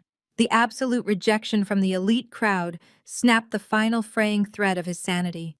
He let out a primal, guttural roar of pure rage. He lunged forward, raising his fist, fully intending to strike me across the face. I did not flinch or raise my arms to block him. I simply stared at his descending fist, knowing he would never make contact. Before he could even swing, a deafening, thunderous boom echoed through the sprawling mansion. The sound was so massive it vibrated through the stone patio beneath our feet. Someone had just struck the 12-foot custom mahogany front doors with a tactical battering ram. Jason froze. His fist hovered in the air, his eyes darting toward the open French doors that led into the main foyer. Beatrice gasped, her hands flying to her mouth. William took a sudden, frightened step backward. The remaining chatter on the patio instantly died. The sheer silence was punctuated only by a second violent crash that splintered the heavy wooden frame of the entrance. Federal agents. Chicago Police Department. Nobody move. The authoritative shout blasted through the cavernous interior of the estate. The heavy thud of tactical boots against the imported marble floors sounded like an invading army. Within seconds, a swarm of men and women wearing dark tactical vests, emblazoned with sharp yellow acronyms, flooded through the mansion. They moved with terrifying, coordinated precision. Local police officers fanned out across the perimeter, physically blocking the driveway, the side gates, and the rear exits. Nobody was leaving this property. Two federal agents burst through the patio doors, their hands resting firmly on their utility belts. Their eyes swept the frozen crowd of wealthy socialites, caterers, and bank executives. The lead agent, a tall, broad-shouldered man with a severe expression, held a thick stack of manila folders and a folded warrant. He locked eyes with Jason immediately. Jason dropped his raised fist. The false bravado evaporated from his body in a single second. His knees buckled slightly, his expensive linen suit suddenly looking 2 sizes too big for his shrinking frame. He opened his mouth to speak, but only a pathetic, breathless squeak came out. Jason Williams, the lead agent, barked, his voice carrying absolute, undeniable authority over the entire estate. "You are under arrest by order of the federal government." Beatrice let out a sharp, hysterical shriek. "Wait, stop. You have the wrong house. My son is a bank director. You cannot just barge in here. Do you know who we are?" The agent ignored my mother entirely. He marched directly across the stone patio, closing the distance to Jason in 3 massive strides. He held up the legal document, ensuring the entire crowd of elite guests could hear every single damning word. We have a federal warrant for your immediate arrest on 17 counts of wire fraud, bank fraud, aggravated identity theft, and corporate espionage. Turn around and place your hands behind your back. The words hung in the air, thick and suffocating. Wire fraud, bank fraud, identity theft, corporate espionage. The charges were not minor infractions. They were catastrophic headline-making federal crimes. The wealthy neighbors who had come to sip champagne and admire the property now stared at Jason as if he were a highly contagious plague. The bank executives who had lingered near the pool immediately turned their backs, pulling out their phones to urgently call their own legal counsel. They were actively distancing themselves from the radioactive crater Jason had just created. Jason did not turn around. He stood completely paralyzed, his eyes wide and vacant. He looked at the federal agent, then at the heavy steel handcuffs being pulled from the tactical belt. "No." Jason whispered, his voice trembling so violently he could barely form the word. "No, please. This is a mistake. I am the credit director. I own this house. I have money. I can fix this." "You do not own anything, Jason," I stated, my voice slicing through his pathetic begging. I stepped to the side, allowing the federal agents a clear, unobstructed path to my brother. "You are a fraud and your time is officially up." 2 agents grabbed Jason by the shoulders, forcefully spinning him around.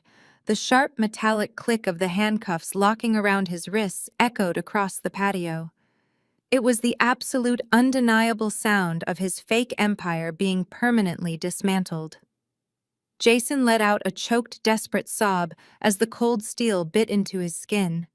His legs gave out completely, and the agents had to physically haul him upward by his armpits to keep him from collapsing onto the stones. Seeing her golden child shackled like a common criminal completely shattered Beatrice's fragile reality. For 33 years she had worshipped Jason. She had sacrificed my mental health, my financial stability, and my basic dignity to elevate him onto a pedestal. She had mortgaged my house to fund the very party that was now his execution block. "No, my baby!" Beatrice screamed, a raw, horrific sound that tore from the bottom of her lungs. "It is a mistake," Clara framed him. "She is jealous. She did this to him. Let him go." Beatrice lunged forward, her arms flailing wildly as she tried to physically push the federal agents away from Jason. A female officer immediately intercepted her, grabbing Beatrice by the shoulders and shoving her firmly backward. "Step back, ma'am, or you will be arrested for interfering with a federal investigation," the officer commanded harshly. Beatrice stumbled backward, her designer heels catching on the edge of a stone paver. The absolute shock of the physical rejection combined with the horrifying reality of her son's arrest caused her nervous system to completely overload. Her eyes rolled back in her head. She let out one final breathless gasp and collapsed straight down onto the patio. Her body hit the ground with a heavy thud, her expensive silk dress tangling around her legs, her diamond necklace scraping against the rough stone. William let out a panicked shout and dropped to his knees beside his unconscious wife. He frantically patted her face, looking up at the surrounding crowd with wide, terrified eyes. "Help her! Somebody help her!" he begged. Nobody moved. The caterers stared in shock. The wealthy guests looked away in utter disgust. I stood perfectly still in my emerald green suit, looking down at the people who had abused me my entire life. They were finally exactly where they belonged. Broken, humiliated, and utterly powerless. I felt no pity. I felt no remorse. I watched the agents drag a sobbing, handcuffed Jason toward the front of the mansion, leaving William weeping over Beatrice's collapsed body.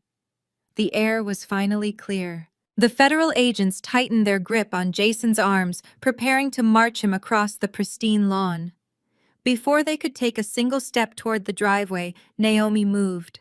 She did not rush forward to comfort her husband like Beatrice had. She bypassed the pathetic, sobbing man completely and walked straight to the glass patio table. Her eyes were locked intensely onto the heavy black dossier that Thomas Bradley had abandoned. She flipped the thick leather cover open. Her father, the federal judge, stepped up right beside her, his sharp judicial instincts taking over as he looked over her shoulder at the highlighted documents. Naomi turned directly to the section detailing the secondary liability agreements. I watched her perfectly manicured finger trace the lines of the fraudulent contracts. She stared at the bottom of the page where her own elegant sloping cursive had been meticulously forged. Jason had legally bound her to his massive embezzlement scheme, weaponizing her pristine credit score and her family's impeccable reputation to secure millions in stolen capital. The betrayal washed over her features, transforming her initial shock into a cold, terrifying fury. Naomi was a proud woman from a lineage of brilliant Atlanta attorneys. She understood immediately that Jason had not just lied to her. He had actively attempted to destroy her financial future and her family's immaculate legacy. Her strict adherence to the law meant she viewed his actions not just as marital betrayal, but as a disgusting criminal violation. She refused to be dragged down into the mud by a man who had built a life on deceit. Naomi's pristine standing was her absolute armor, and she was preparing to cut off the infected limb to save herself. Naomi slammed the heavy binder shut. The sharp crack echoed over the patio, snapping Jason out of his hysterical sobbing. He looked up at his wife, his bloodshot eyes pleading for salvation. "Naomi, please," he whimpered, struggling uselessly against the federal agents holding his arms. "It is a misunderstanding. I did it for us. I did it for the baby. I wanted to give you the world." Naomi did not yell. She did not shed a single tear. She walked over to him with the absolute chilling composure of a judge delivering a death sentence. "You did not do this for me," she stated, her voice slicing through the humid afternoon air with lethal precision. "You did this because you are a weak, pathetic fraud. You forged my signature on federal loan documents. You tied my unborn child to a criminal enterprise to stroke your own fragile ego. You are nothing but a thief." Jason choked on a sob, shaking his head frantically, begging her to stop talking. Naomi raised her left hand. She grasped the massive, flawless diamond engagement ring that Jason had flaunted as proof of his success. She pulled the heavy stone off her finger in one swift, decisive motion. She threw the ring directly at his chest. It bounced off his expensive linen suit jacket and clattered loudly onto the stone pavers, rolling away into the manicured grass like a piece of worthless glass. "I am filing for divorce this afternoon," Naomi declared, never breaking eye contact. "My father's legal team will dismantle whatever is left of your miserable life. You will never see me or this child ever again." She turned her back on him, linking her arm through her father's, and walked away with her head held high. Her entire family followed her in a unified silent block, exiting the estate without a backward glance and leaving Jason completely shattered. Jason collapsed forward, his knees hitting the stone patio hard. He hung limply between the two federal agents, a hollow shell of the arrogant golden child who had tormented me for 33 years. His wife was gone. His career was vaporized. His mother lay unconscious nearby, and his father was paralyzed by impending financial ruin. I picked up my leather briefcase from the table and walked slowly toward him. My stiletto heels clicked rhythmically against the stone, measuring the final seconds of his reign. I relished every single step, knowing this was the absolute end of the torment I had endured since childhood. The lead federal agent saw me approaching and paused, giving me exactly 10 seconds to finish what I started. I unlatched the briefcase and pulled out the crisp white legal foreclosure notice. It was printed on heavy cardstock bearing the official seal of the county recorder and the bold branding of Obsidian Asset Management. I stepped right into Jason's line of sight. He looked up at me, his face completely wet with tears and sweat, his eyes hollow with absolute defeat. He finally realized that the woman he had pushed toward the kitchen trash cans last night was the undisputed architect of his total destruction. I leaned in close, bringing my face just inches from his ear. I took the folded legal document and slid it smoothly into the breast pocket of his ruined linen suit jacket. By the way, I whispered, ensuring my voice was perfectly pitched so that every remaining guest on the patio could hear my final decree. My company bought your debt yesterday. I own this house. I own the ground you are kneeling on. You have exactly 30 minutes to get your trash off my property before my private security team throws it into the street. The lead agent hauled Jason to his feet and marched him away toward the waiting police cruisers. The heavy iron gates of the estate stood open, ready to swallow him whole. I stood alone on the patio, the undisputed owner of the battlefield, watching the flashing red and blue lights paint the suburban sky. Jason thrashed violently against the iron grip of the federal agents as they marched him down the sweeping stone pathway toward the flashing police cruisers.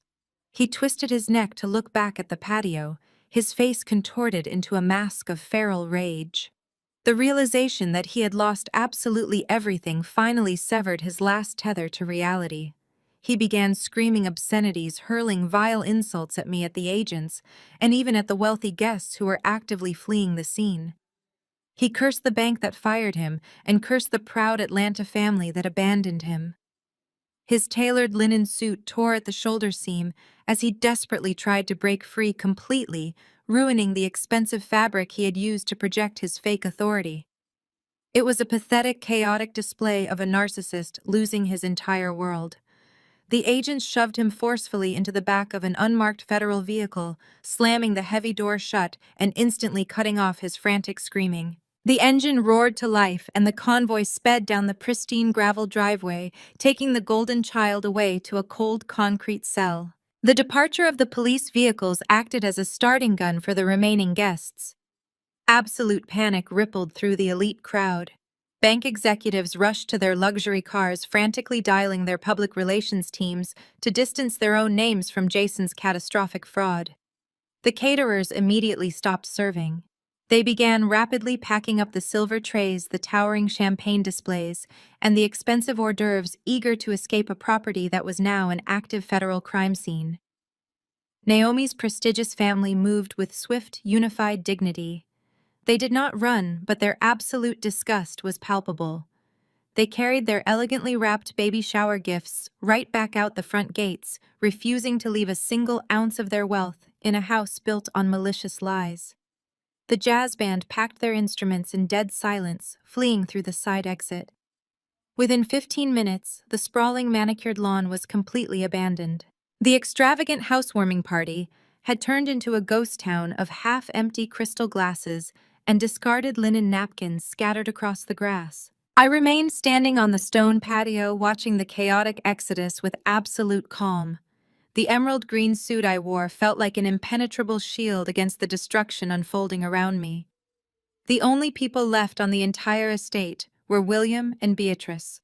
My mother was slowly regaining consciousness on the hard stone pavers. She groaned, clutching her head, her expensive silk dress stained with spilled champagne and dirt. William knelt beside her, his face ashen and hollow. He was not looking at his wife or offering her any comfort.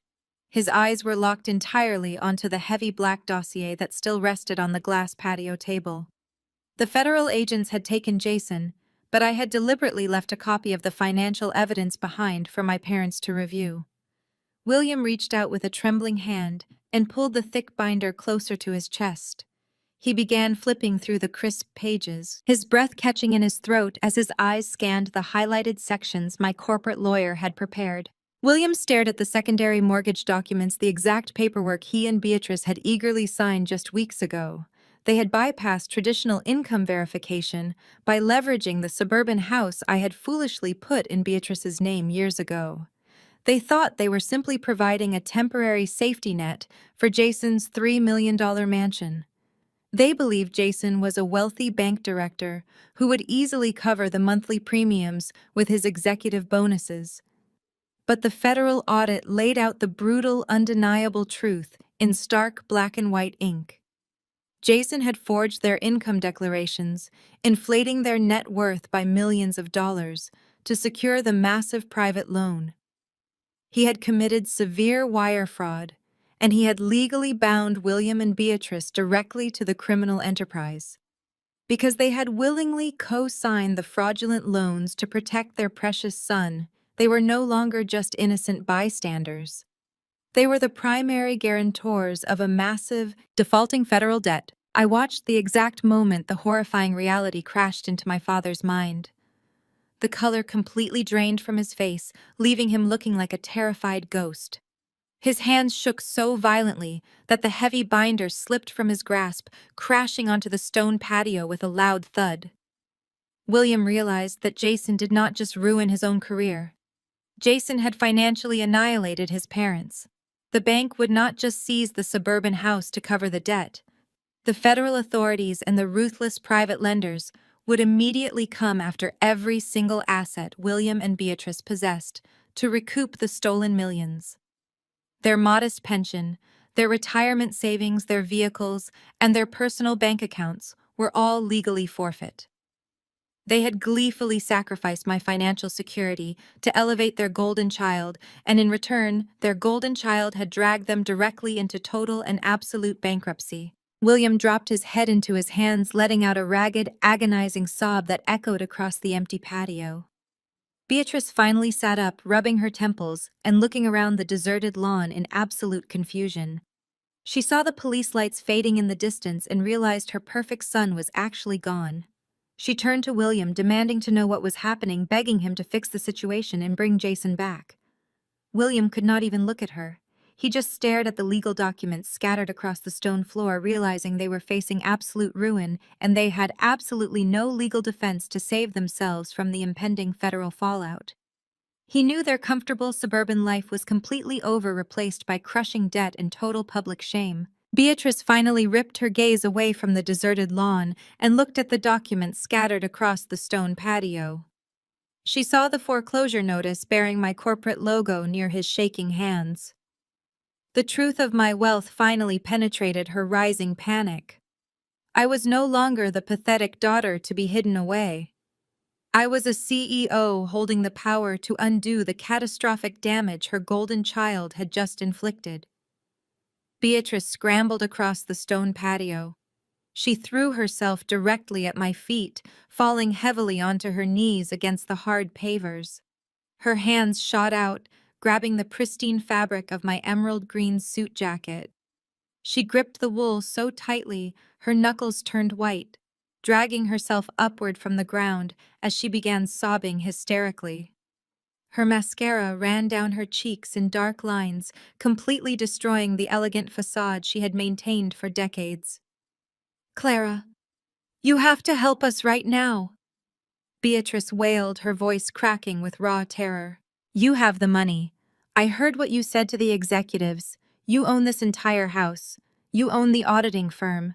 You clearly have millions of dollars at your disposal. Please, you must pay Jason's bail.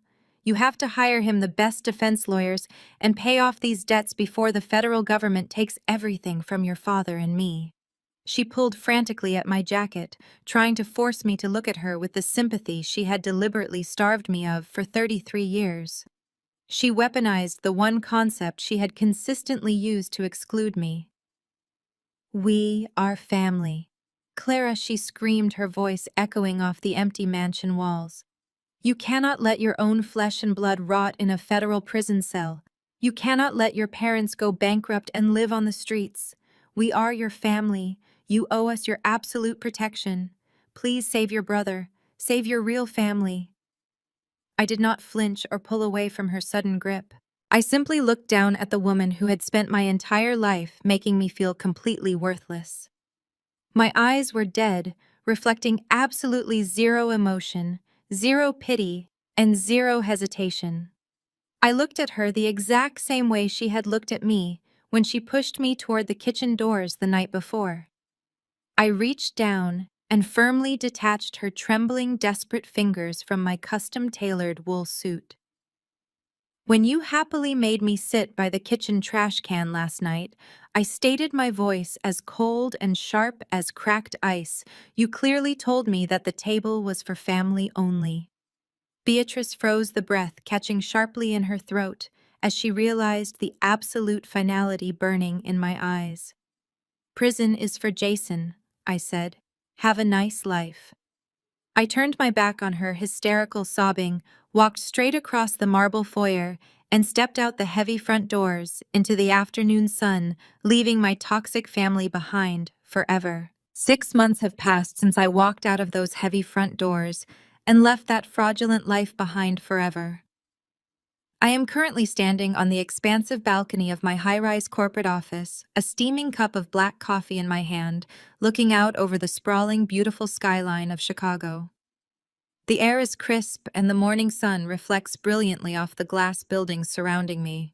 The absolute peace I feel right now was worth every single calculated move I made to protect my empire. The federal justice system moved with efficiency once my auditing firm handed over the dossiers. Jason is currently serving a 20-year sentence in a federal prison stripped of his stolen wealth and fragile ego. Blood does not make a family, respect does. Never set yourself on fire to keep toxic people warm. Have you ever had to cut ties with a toxic family member to protect your peace? Tell me your story in the comments.